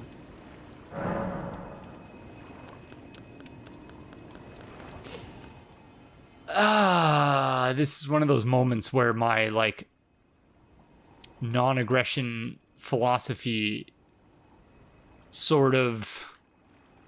Yeah, it really conflicts with my sense of justice in that this person boiling all of these poor lobsters alive, stealing that woman's necklace. Okay, yeah. Yeah, I'll make a deal. You're a shrewd one, Chief. First, you hand me the runes. And don't try nothing, neither. Okay, 1,000 runes, that's, fine. That's okay. Necklace stolen from Raya by the Blackguard features a relief of a dignified-looking woman from a foreign country. It appears to hold great significance for Raya. All right. Take it. Thing's no damn use to anyone anyway. Your bloody idea, mate. Don't come crying to me later. Yeah, I'm really gonna lose sleep over 1,000 runes, friend. You clearly need it more than I do. Oh, piss off. What is it now? Oh, I see. You want some of me prawn? Freshly cooked it is. All right then. It's yours. He's taunting me, isn't he? If you can meet me price, I could be persuaded to sell you some other bits too. If you've got the runes. Boiled prawn. A prime specimen of plump and moist meat. True connoisseurs know how to keep from over-salting. Boosts physical damage negation for a certain duration. The meat actually looks to have come from a crayfish, not that it matters. It's delicious all the same. I was going to say, the fish in there don't actually look like prawn. They look like lobsters, but maybe that's a crayfish and I don't actually know anything. Yeah, no interest in that. I could sell him things, but yeah, really no need to do that either. So let's ask about Raya. Oh. So you met the girl, did you? All right, well, sod the particulars of the matter. But it ain't my fault she's stupid enough to get duped, is it? Anyway, she ain't all right, that one. Lucky she ain't died on the bloody roadside, I reckon. Ah, he's a real ray of sunshine, isn't he? All right, friend. Well, enjoy your boiled prawn or lobsters or whatever it is. It really is an abandoned house. You cannot even enter it. Can you? No. Okie dokes. Well, I'm glad we sorted that out. So now we'll go 2 and then 3. Give that back to Raya, and then we'll go back to 4 and try to clear that.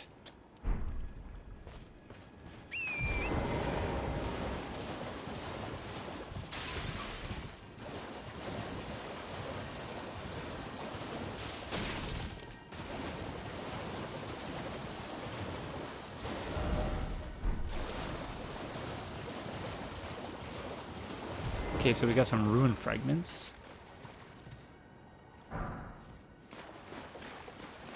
Which I was questioning what the heck these are good for the other day. By the other day, I mean in this other... Whoa, what are you? Oh, oh my goodness. Nope, nope, nope, nope, nope, nope, nope, nope, nope. We're gonna go spend these runes first. That was a frightening, frightening looking bird. My goodness.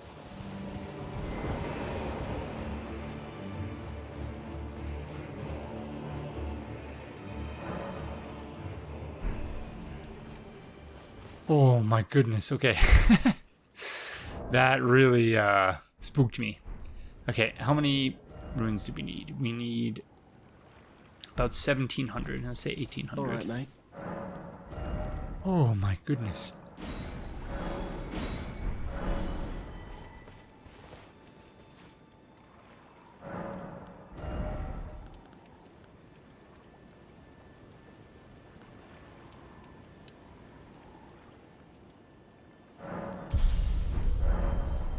Okay, so maybe what we'll do is we'll go around. Yeah, we might as well start from the Scenic Isle, and then we'll go to Raya, and then we'll deal with the boss.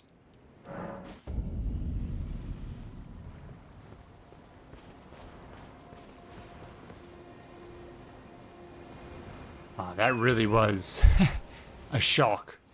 frightening.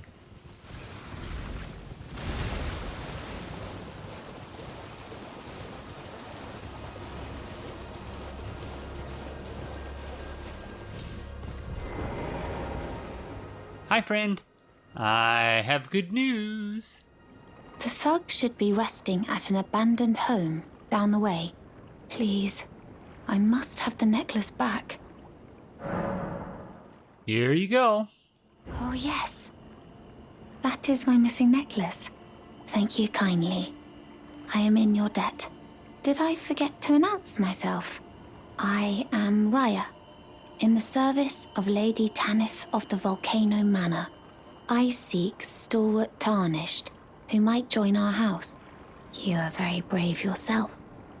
Not only a steady hand, but a steady heart. Merciless, even to your own kind. Such strength is precisely what my mistress seeks. Please, take this. Volcano Manor invitation. Brave Tarnished, seek the Altus Plateau, the realm of the Erd Tree. Most Tarnished are doomed to wander the outskirts of the lands between, peering wistfully at the towering Erd Tree. But you are no ordinary Tarnished. And once that is proven, the Volcano Manor will fully extend its invitation to fight amongst a family of champions. Okay, yeah, that sounds good to me. Letter given by Raya as thanks for retrieving her necklace. Contains an invitation to Volcano Manor. Brave Tarnished, seek the Altus Plateau in the realm of the Erd Tree. Prove yourself by making this journey, and the Volcano Manor will fully extend its invitation to fight amongst a family of champions. To fight amongst a family of champions. To fight with, to fight for. I'm not sure exactly what that means, but yeah. Okay. Thanks, friend. Oh, and one more thing. Only for you. This land of Liurnia is connected to the Altus Plateau by the Grand Lift of Dectus, beyond the high road. But the lift has been defunct for an age, meaning there's no simple means of passage. Instead, you must seek the old ruins in the cliff. At the base of the valley, near the Grand Lift, there's an old tunnel. It was excavated from both ends, linking Liurnia to the Altus Plateau. I have faith in you. A champion through and through. I do hope that we can meet again. Okay, friend, well, yeah, it's been a pleasure. I don't know why I'm going there. I'm just going to look here. So, the lift. I assume that's got to be here, because she said at the end, I believe, of the high road. So, I want to say that's here. I think this is the Divine Tower for Liurnia, but yeah, there's, oh my goodness, overwhelmingly large this game, as I've said on numerous occasions at this point. Seek the old ruins in the cliff. At the base of the valley, near the Grand Lift, there's an old tunnel. It was excavated from both ends, linking Liurnia to the Altus Plateau. I have faith in you, a champion. Through and through. I do hope that we can meet again. Okay. Well, cheers, friend. Gosh darn it, that means we have to go... Maybe we'll go clear this other gazebo first.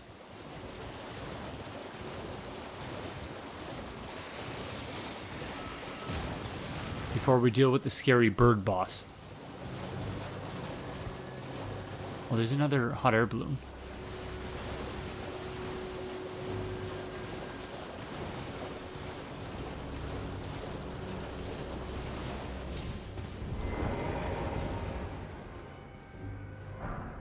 Oh, Ooh, smithing stone level 3. Very nice. Even though it's only 1, but it's better than none. We still need, I think, 5 more in order to get our greatsword to the next level.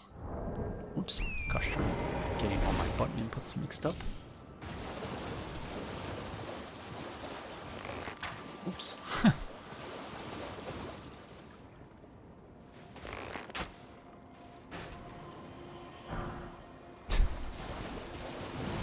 That will never not be worth doing.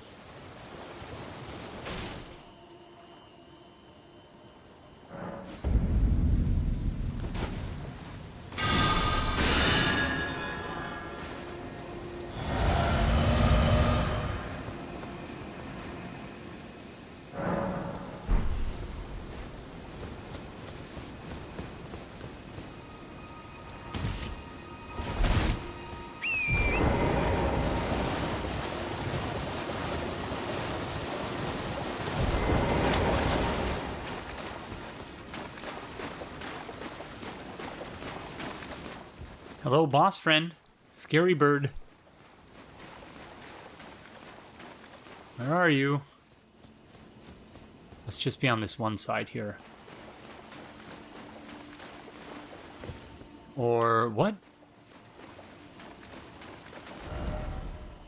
Oh, it's another... Okay, interesting. Another time-dependent boss fight. Time of day dependent, I should say. So, gosh, yeah, that is another thing that I've sort of forgotten about, because I feel like it's been so long since we defeated the Knight boss. That is Night Knight. Knight. Don't remember what their name was or what. I do know that was... That was around... Where was it? Yeah, I think it was around here. Or... Here. It was actually here. Oh, that feels like ages ago in this playthrough. Such is... Yeah, really the longest game I've played in a very, very long time. I don't know if there ever has been a longer game for me. Maybe in terms of a first playthrough, because of course, yeah, certain games on subsequent playthroughs are not quite as lengthy. A point I was going to make, Sanctuary Stone, before I got surprised by the boss was that the rune fragments you can use for Prism Stone. So yeah, I stand corrected by myself when I was saying I don't even think the rune fragments are good for anything. They're good for Prism Stones, I guess, so that's the thing. But okay, let's head back to the Site of Grace and advance the time of day to evening.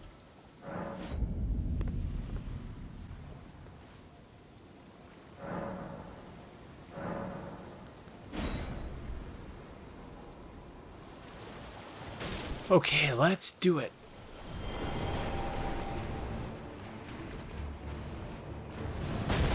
Oh my gosh, where'd you come from?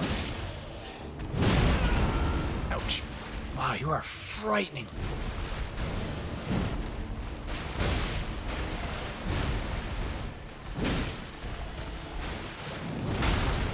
Oh my gosh.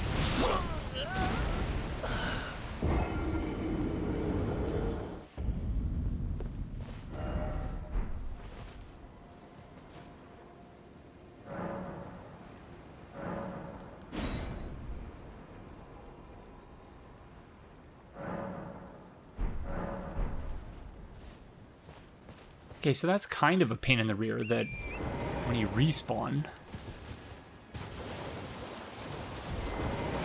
it essentially resets the time of day. Oh my gosh, they came from the sky. Wow, I totally missed that. Oh, terrible timing. I don't know why I'm bothering with 32 runes.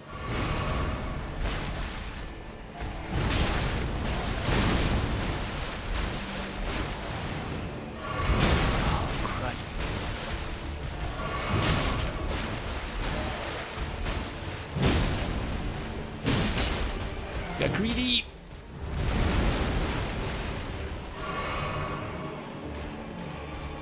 Good job using the terrain to your advantage, friend.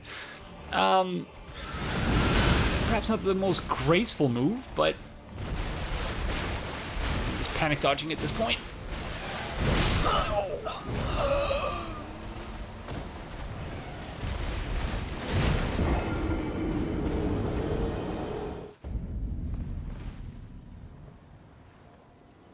What a pain in the rear. So now every time we die, we have to just advance the time of day. It's kind of annoying.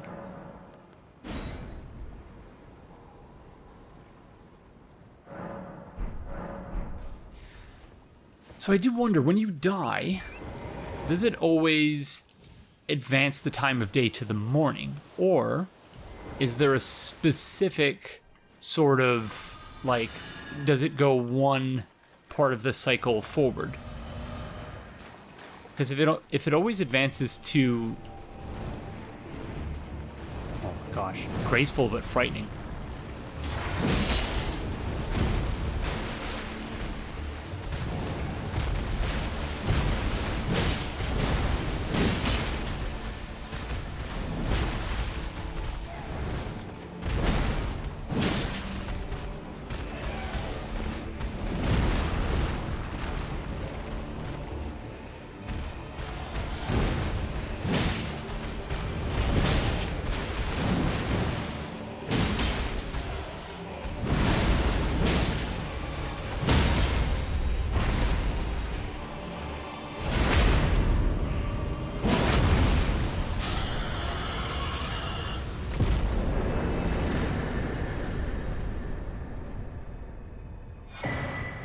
Red Feathered Branch Sword. I was expecting that would be a lot more challenging than it was.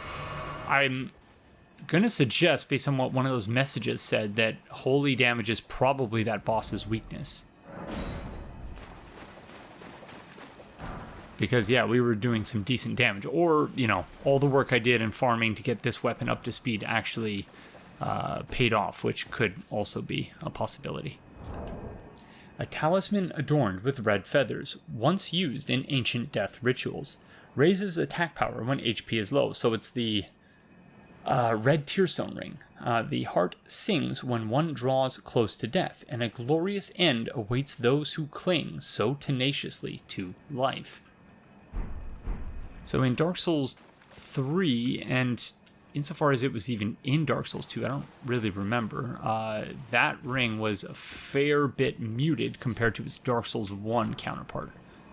So I'm curious as to whether they boosted it a little bit, because in Dark Souls 1, it was, you know, it was a very risky item to use, but using it could prove quite rewarding if you did it in the right situation. Like, in my Dark Souls 1 casual playthrough, essentially one-shotted, not essentially, I one-shotted Seath the Scaleless using Red Tearstone Rings, so, and various other things, but still. Okay, so that's taken care of, thankfully. That was, yeah, I was expecting that was going to be a fair bit more problematic than it ended up being. So, you know what, we might as well try to clear these two areas here. I don't know why I marked that one. Unless the whole thing is clear, and I just, yeah. Anyways, let's have a look-see.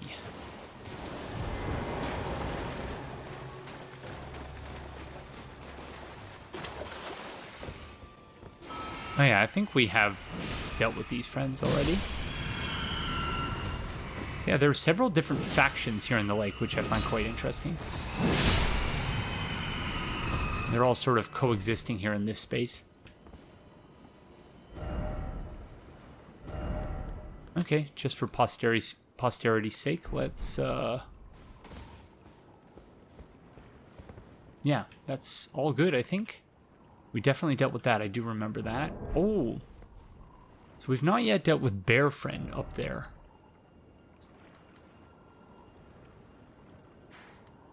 Oh yeah, that makes sense, because, yeah, okay, so that whole area we still have to do, but we're going to do that after Raya Lucaria. So, I think without further ado, we're more or less ready.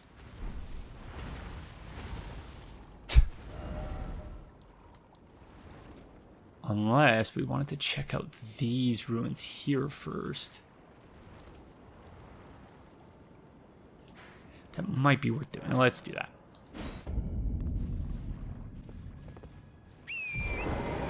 I know it seems like I'm putting the Academy Gate Town off, and I suppose I am.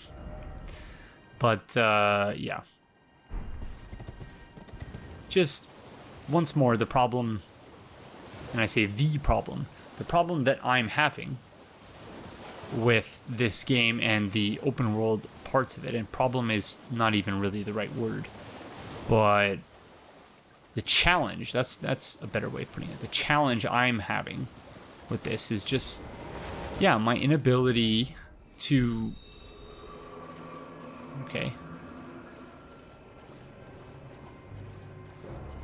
This is bad. Oh, okay. Thankfully, they don't have great aim.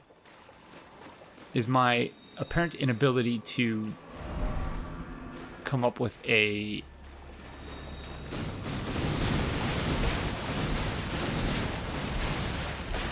effective systematic approach to exploring the area.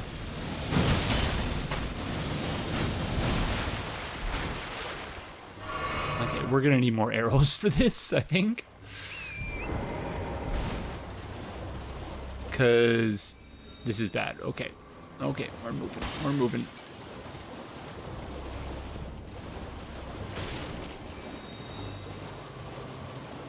This is really bad.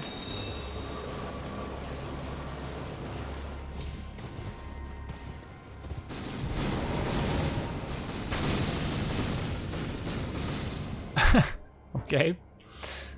I want to look at the map. No fair, friends. Smithing stone level 2. Okay. What the heck? There's no gazebo here on the map.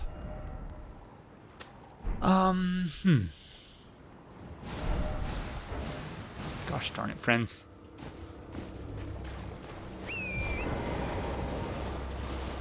I am wondering whether there's another entrance to Raya Lucaria somewhere around the exterior area. Temple Quarter. Whoa. Okay, there's a statue of Marika somewhere nearby.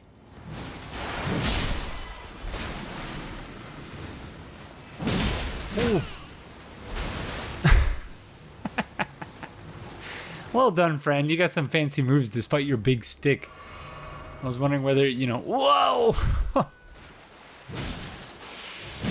Oh, man. These guys... they really are tremendous. Doing great. A great job. Judging by the veins on their cheek. Yeah, we really do need more arrows, so... we're gonna have to visit the merchants at some point. Judging by the veins on their cheek, I don't think they're in great shape either. Oh, we can summon someone. Okay, hold on. Okay, jellyfish friend, I hope you don't mind. We're gonna try summoning Latenna. I was just saying we needed more arrows. Who better than to provide them than Latenna the Albinauric? Cool bow, friend. Yeah, I don't know why. Did she feel like she couldn't go on without her wolf? Like, why did she feel the need to willingly... You know, I don't think it's quite the same as suicide because she is still living on, but like only when we call upon her.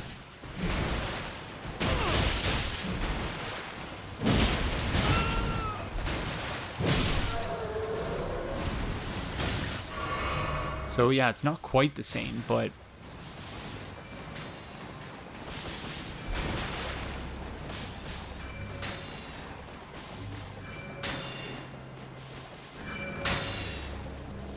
pretty cool.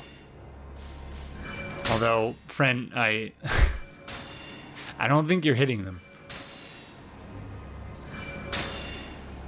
Okay, that's better.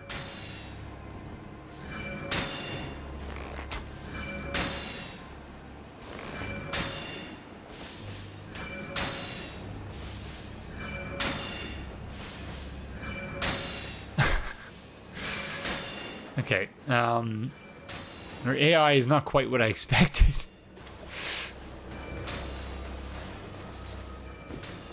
She may have lost a little bit of mental acuity in the transition to spirit form, which is literally just standing in one spot and spamming magic arrows. Don't know how helpful that's going to be, friend. Okay, there doesn't really seem to be a ton to these ruins here.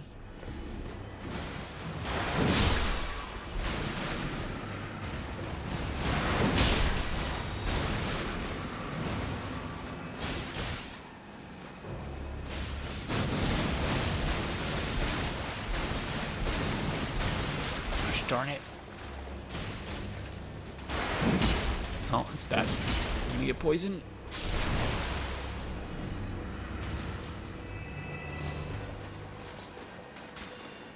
Okay, Latenna, you know you can move a bit closer, right? Like, she insists on shooting them from such a tremendous distance. Rhymed crystal, but wow, this one is ginormous. Does this one not do the fancy cartwheels?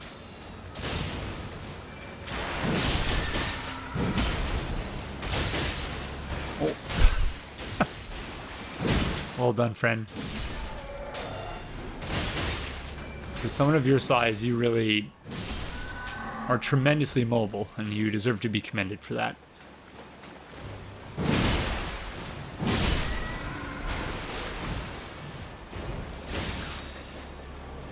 Okay. You know, despite... Is this an Albinarg thing? Is that why she doesn't move? Or is it just that she doesn't have to? That if she sees anyone in her cone of vision, she's just going to repeatedly shoot ranged attacks at them until she can't any longer. Oh, there's a site of grace over there.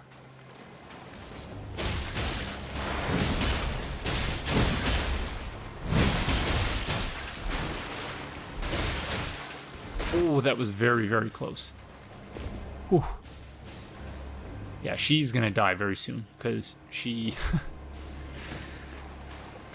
There's no subtlety to her methods. She's just... Shoot arrow! Enemy of regret bad. No middle ground.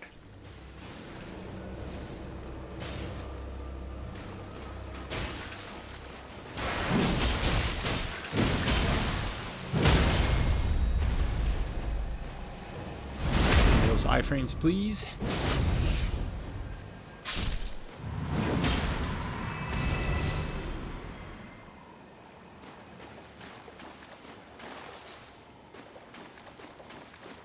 Oh, is she gone? Or did she die? Gosh darn it. I wish it were more obvious sometimes what actually happened. Whether I went out of range or something. Can I summon again?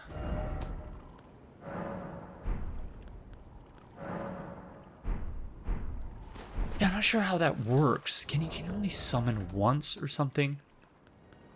Oh, okay. Vanishing an enemy group will replenish your flasks.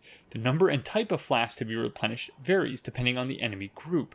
You cannot replenish more flasks than your maximum amount allows. So none of the enemies in the areas, so like the Stormvale Castle, seemingly none of the enemies in that area were coded as parts of a group. Whereas in the open world, friends are often coded as part of a group, which is why your flask fills up a lot more. So that makes sense. And these friends are called Teardrop Scarab. Teardrop Scarabs, okay.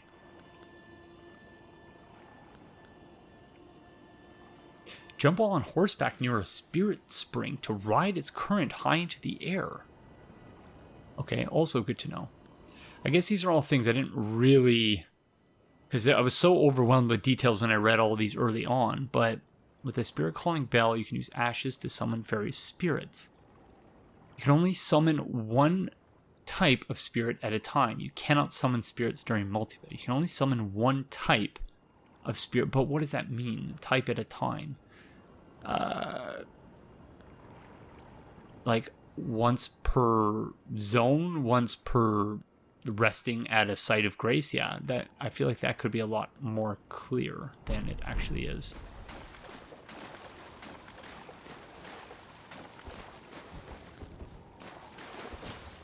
Oh, we are in desperate need of more arrows.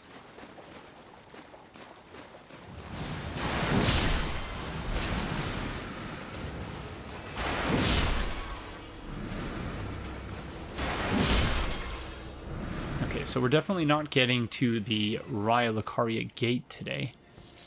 I have something like 15 to 20 minutes left for recording. I want to say the episode up to this point with editing and everything will probably be about 2 hours 10 minutes, 2 hours 15 minutes.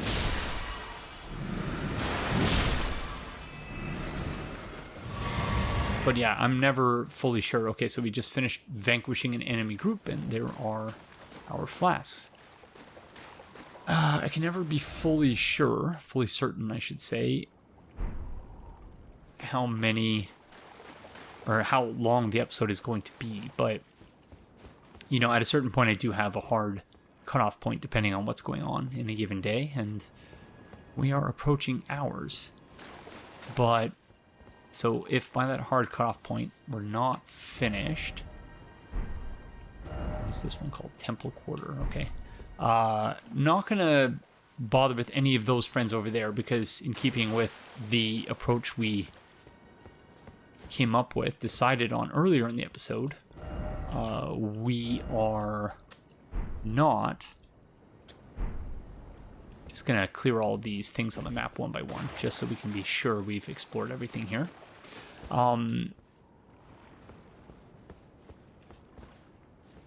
Yeah, I lost my train of thought.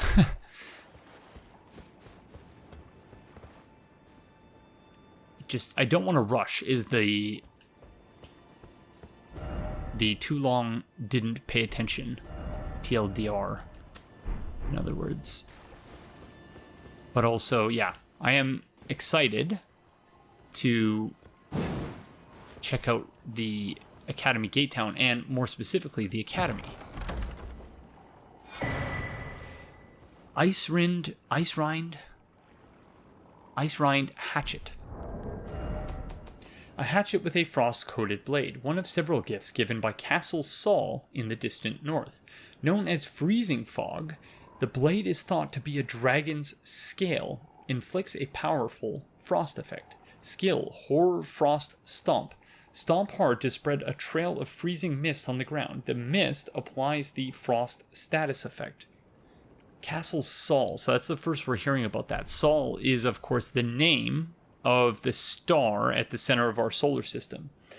And that's why the particular planetary system in which we reside is called the solar system, because it's the system of the sun. And so, Sol being another word for sun. So Sol is the name of our sun, and that castle is seemingly named after the sun. Again, I guess you're maybe not supposed to think too deeply into the astronomical significance of everything, just because, you know, at a certain point, our own world is entangled with that of our fictional worlds in a way that, you know, not everyone is an astronomer, of course. So at a certain point, there are going to be shorthands, like, you know, referring to a star as a sun, even though the only star that is officially known as a sun is our star, the sun. Whenever you see a star in, and that's where it gets even more complicated, because the stars in the sky that we see from Earth are both planets and stars. So one of the brightest stars you'll see in the night sky, all else being equal, is typically Venus, because Venus is, you know, very, very hot. And so you'll often see Venus in the night sky if it's not obscured by the rotation of the Earth. So, yeah, anyways, all of that is to say, sometimes you can, you know, perhaps glean insights from the lore of FromSoft games by virtue of astronomical things. And they definitely lean into that, and they have certainly since Bloodborne, as well as Dark Souls 3 and now this game. But yeah, it is hard to gauge, of course, because I'm not an astronomer. It's hard to gauge sometimes whether they're doing these things on purpose, and whether they're meant to have story significance, or if they're just, things that happen to be a certain way, and, perhaps we're reading a bit too much into them. Gosh darn it. So, yeah, almost finished clearing this area, I think. Again, because of how sort of samey certain things look in this area, it is, and in this area, in some of the open world areas, I should say, more generally, at least those that we've encountered up to this point, it can be very difficult at times to be sure that you've explored everything in a given spot. Unless you're being very systematic about the way you're exploring, which is why I'm trying to, mark everything off and just be very systematic.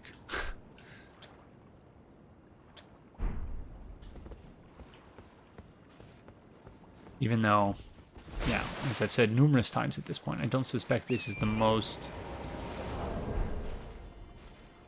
interesting kind of gameplay to watch. Yeah, we can't forget about the Site of Grace there as well.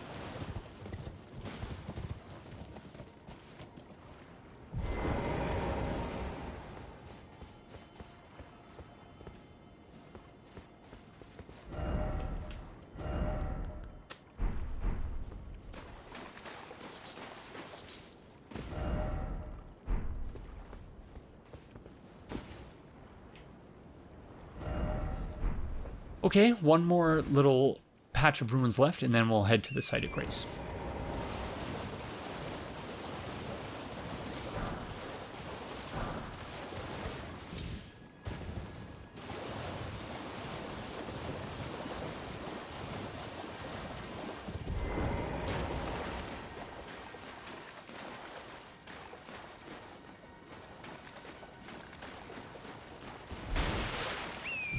Okay, for this one,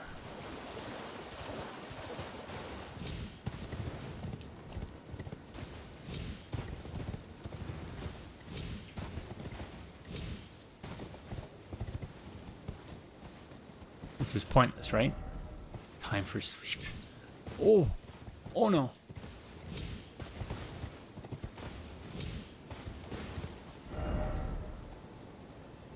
Yeah, I don't think there's any point to this other than challenging oneself. Parkour-related Parkour-related challenges, I should say. Okay, so we'll mark that. And then, where was this Site of Grace? Probably should have made a mental note of where that was, or marked it on the map. There it is.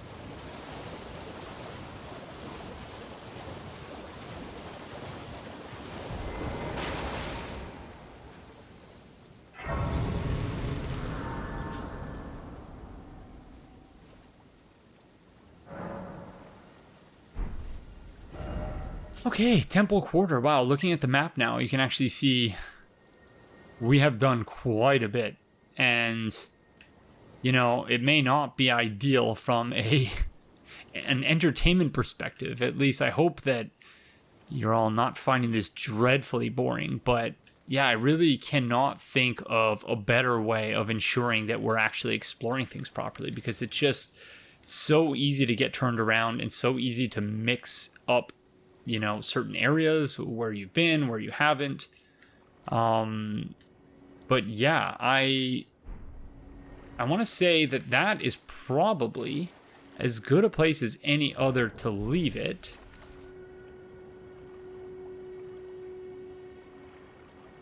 Okay. So we have a bunch of scarabs carrying their tumbleweeds or whatever their little sacks are. What direction is that? Oh my gosh. Okay, yeah. So we're definitely going to stay away from the unknown regions at this point. Yeah, you know what? Maybe I still have almost 10 minutes. So let's go to the Academy Gate Town. Okay, I'm probably going to regret this now, but, you know, we might as well, at minimum, start by exploring the things in this direction. And then sort of making our way back. I was thinking in this episode we would eventually find our way to the Raya Lucaria South Gate. But I don't think that's happening. That's not happening. Because, again, we're almost out of time. So...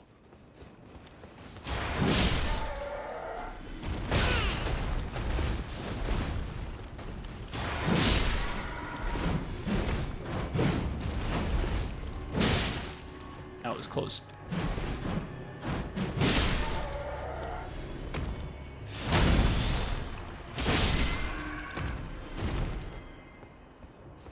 Sorry, friend. Golden Rune level 3.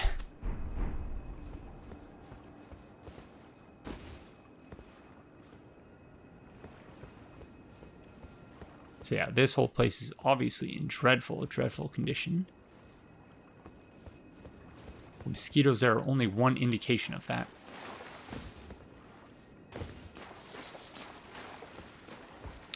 And these gosh darn plants with magic spells.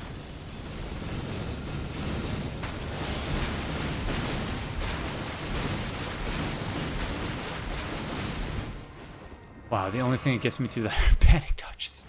Okay, yeah, we're not prepared for this. We need arrows. And we do not have any.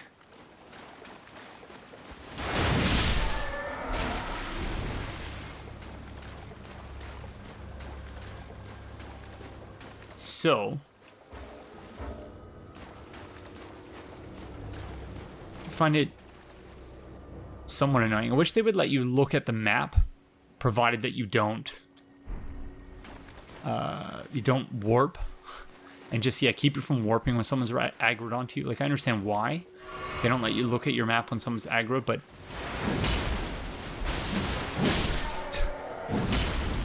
yeah, it would be a bit more. It makes sense. Gosh, I'm trying to justify this just because it's something I want, but yeah, I would prefer it. I'll put it that way. Take some responsibility for the things I'm saying. I don't think we do that enough, so I've been trying to do that more. We often talk about things in abstract terms and in third person, and you know, as though our experience is somehow universal, when sometimes I think it's more accurate and truthful to just say, I don't like it this way. I would like it to be this way. Because, you know, it is one of those things that just drives me bonkers. When people say things like, oh no, actually it's fine for me. I don't have any issues with it, so I don't see why you would have a problem. But it's like, yeah, it's almost like we're different people with different preferences, different embodied experiences, different values, and that, you know, what works for one person might not work for everyone else. So, yeah. The things you think about when you're about to become a father and just trying to ensure that you are instilling upon your child good values and values that will help them make a positive contribution to the world, and to not just be, type of person that takes and takes and takes and doesn't give. And anyways, the ramblings of an exhausted soon-to-be parent, I guess. Okay. But yeah, as much as I am looking forward to parenthood, I am also trying to do what I can to make the most of the spare time I have remaining. Because I know it's just not going to be the same going forward. Won't be able to do these long 3.5 hour recording sessions where I can just go, and that the only breaks are those which I sort of set aside for myself. Whereas otherwise I might need to, take many breaks in one recording session to get all the way through it, based on whatever the heck's going on that day.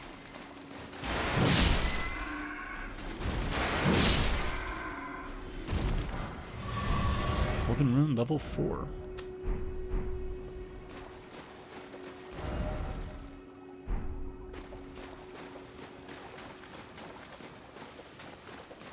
Yeah, these Poison Bloom sorcerers are quite the obstacle. Thankfully, they don't have unlimited range.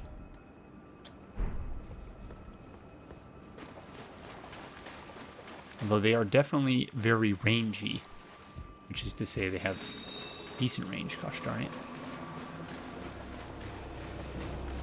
Like, dance for me, tarnished. Yes, just like that. Left, right, right.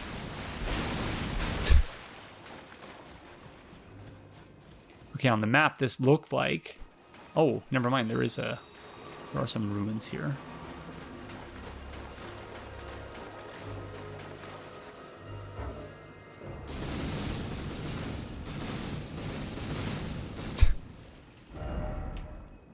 Are you not entertained? Yeah, indeed, on the map, those look like ruins, but it was just a thing. And I guess that's perhaps an indication that whenever they made these maps,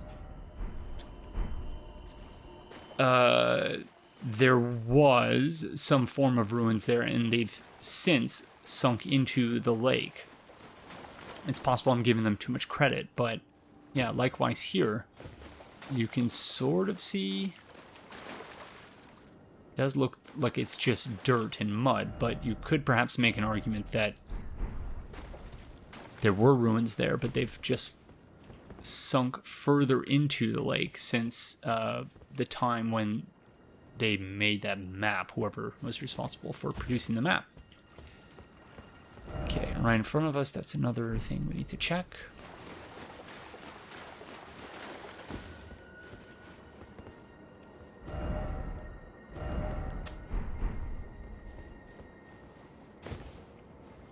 So yeah, not extraordinarily exciting, this whole exploration thing, but, you know, we still haven't really learned anything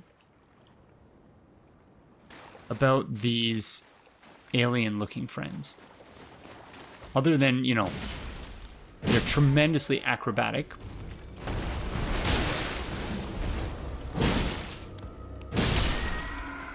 And well-deserving of praise for that reason, because they do tremendous work for whomever they're working for.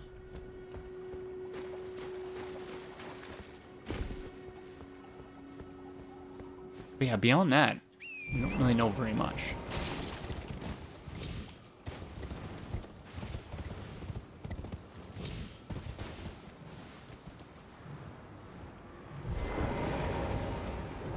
Oh, gosh darn it.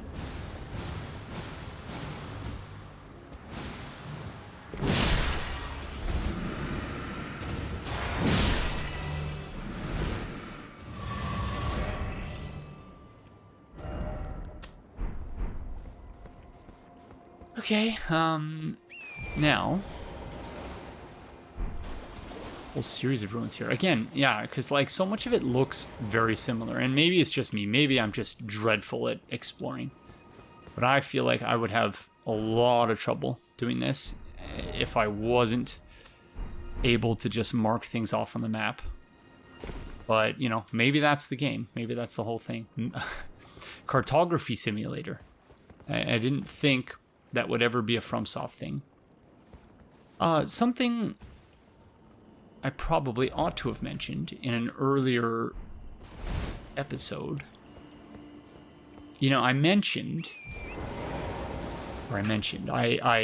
perhaps stated too hastily and without the facts on my side that having a horse in a FromSoft game wasn't very FromSoft-like. It just didn't seem right to me. However, it is worth noting that Hidetaka Miyazaki, one of the games, and believe it or not, credit for this goes to the Trash Man, because it was the Trash Man who mentioned this to me, that, well, he mentioned the game Ico. He didn't know that Hidetaka Miyazaki had a connection with the game, but the connection Miyazaki has with the game essentially is that he was working for some, in some bland corporate job, and wasn't really enjoying it, and he was just sort of doing what he needed to do to get by, and I guess exploring creative pursuits in other ways in non-professional contexts. But he fell in love with the game, I think it's Ico or Eco, ICO, and in that game you are indeed, unless I'm mixing it up with, or maybe it was Shadows of the Colossus that he was talking about. Oh gosh, I realized I should have looked this up now, because now I'm questioning whether the thing I'm saying makes any sense at all.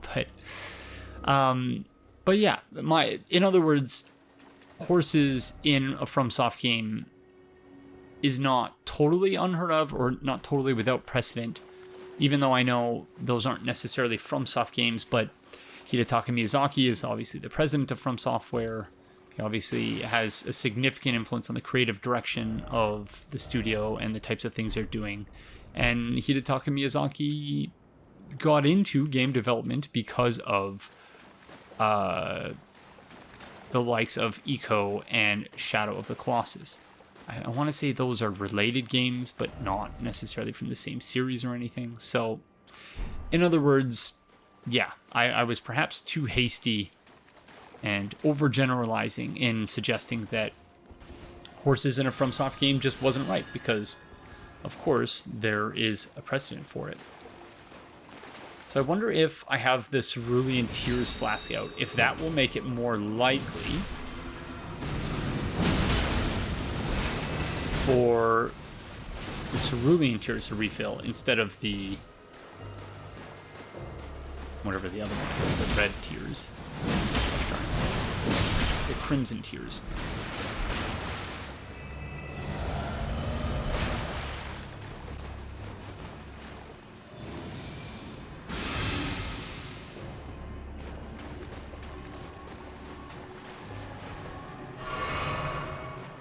Okay, I probably should have waited. Okay.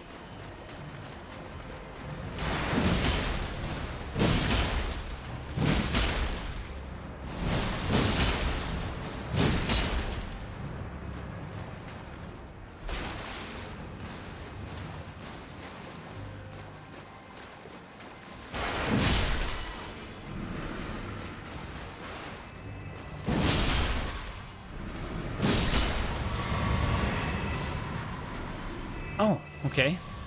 It filled up regardless, so I don't know if there's any basis to what I was just saying. Anyways.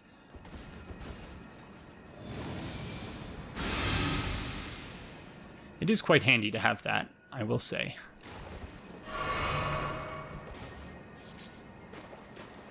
Cracked crystal, okay.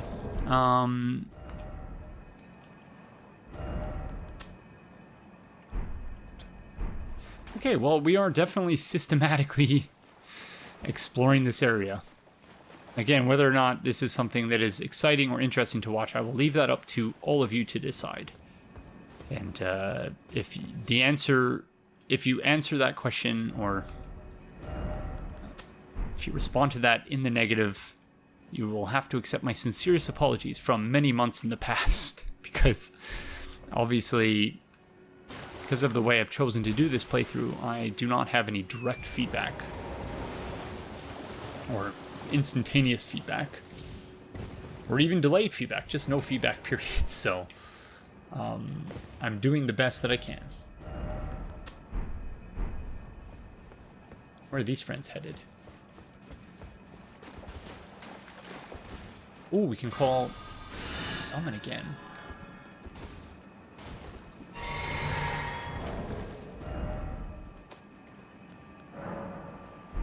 Okay, yeah, I have no idea how it's supposed to work, because I want to say we have not sat since we used the summon. Oh, okay. I'm looking at the FP bar, I think it's more likely that it just takes up so much FP that you can't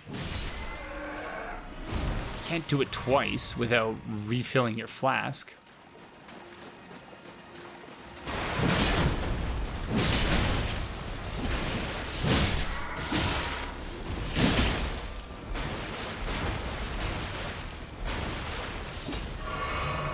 Wow, if that friend had just been a bit quicker there. Okay, what did they just spit at us? Some blood or something? That was really unsettling.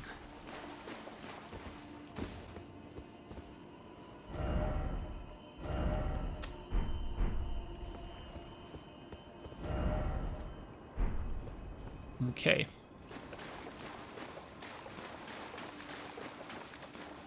I was thinking there was going to be a door there. So, oh, we already lost our summon. Gosh darn it. Okay. So we used basically all of our FP for nothing. I really wish it was a little bit more clear and apparent when you were about to lose your summon. But yeah, it just doesn't really give you much warning at all. Unless you're really paying attention, I suppose, which obviously I'm not. So, whoops. I'm going to say there's no way in here. No.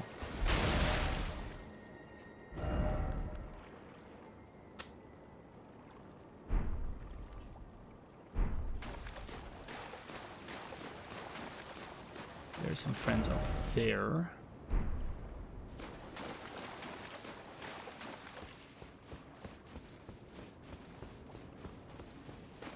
Okay, now I'm actually starting to go overtime. This is why you don't say, okay, we're just going to do a few more minutes. Oh, I'm just going to do one more blank, because it never ends up being that. But yeah, that's okay. Again, very little consequence to these kinds of decisions right now. So I should enjoy it while I can. Because when you have a baby with a dirty diaper or something, or you have to go pick up your kid from school, you can't just say, oh yeah, we'll just do one more. So yeah, I guess I'll go a little bit longer and try to enjoy it while I can.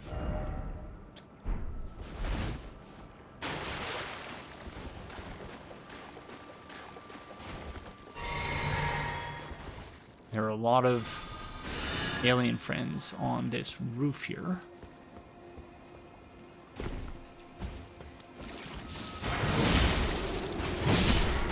Oh. So this one is spitting out frost. Ooh, that hurts.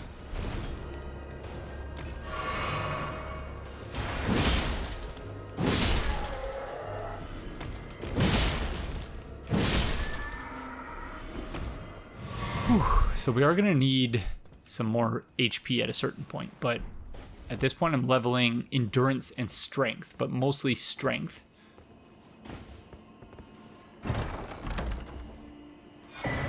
Glintstone Craftsman's Cookbook.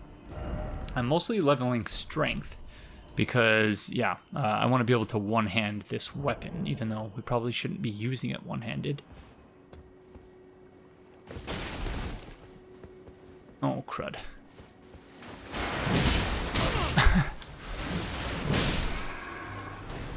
They do not waste any time.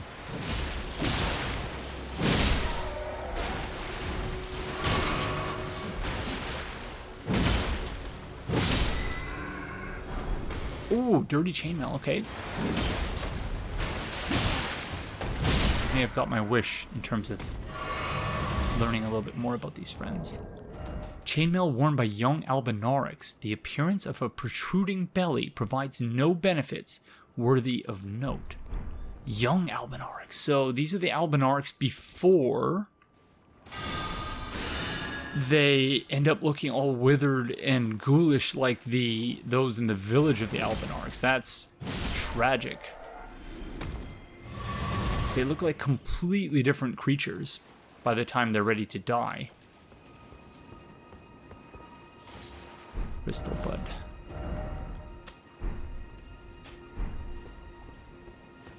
Yeah, they look completely different by the time they're... they've about met their maker, so to speak.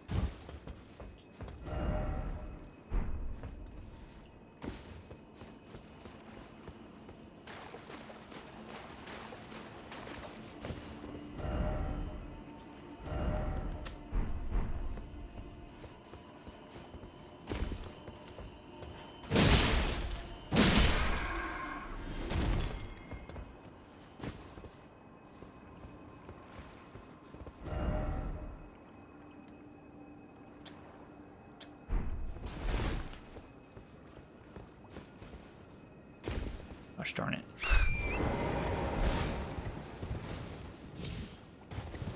Ooh.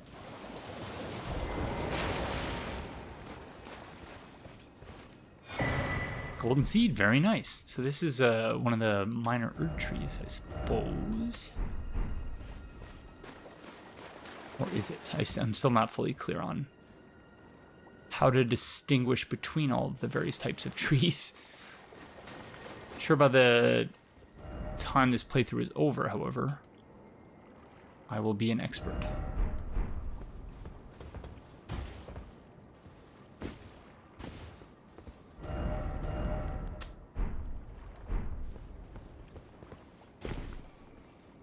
I want to say, have we checked this bridge? I don't think we have.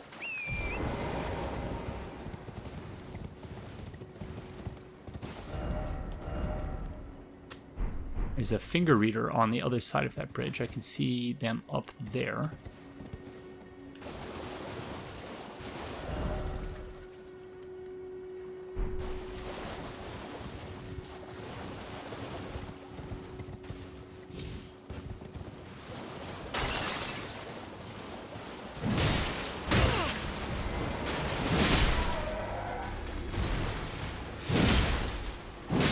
Got some fancy moves there, friend.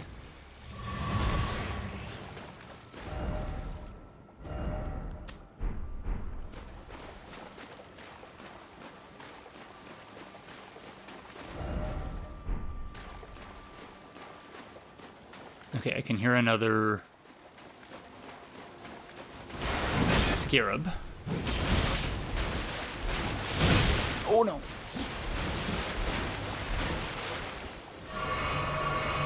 Came very close to dying there.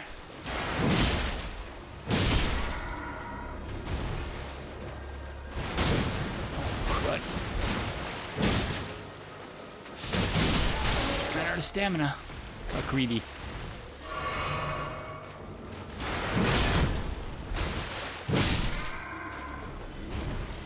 Sorry, young Albinaric.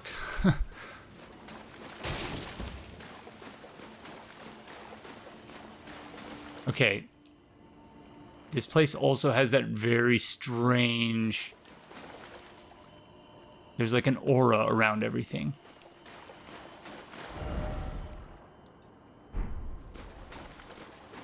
Just as there was before that friend popped out of the... Just as it was before that friend popped out of the blood in the Blood Rose Church, or the Rose Church, whatever it was called.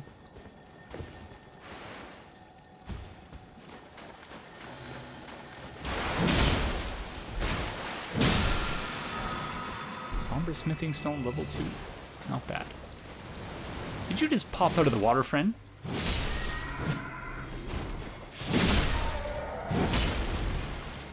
I have a suspicion they did. Well played. I hear something else coming out of the water now. Oh, hello.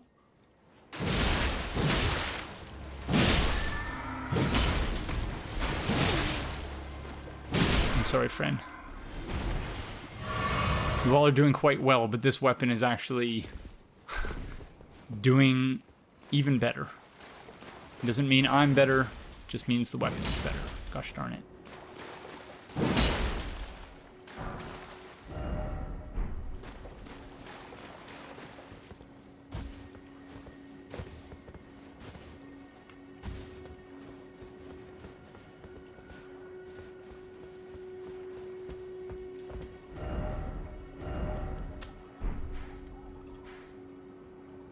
Okay, what's left here? I don't think... I guess just all of this stuff here, but honestly, I think we can do all of that another day. I'm gonna be really annoyed if I am missing something here, though. Some, like, amazing item that everyone's just waiting for me to see. And then I'm like, okay, guys, we're done.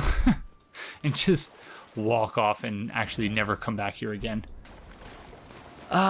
Such as the ever-present anxiety I feel in putting together this playthrough. Because it's impossible for me to say. Okay, I think that's as good a place as any other. So, thank you all very, very much for joining me, and I will see you in the next one. Bye.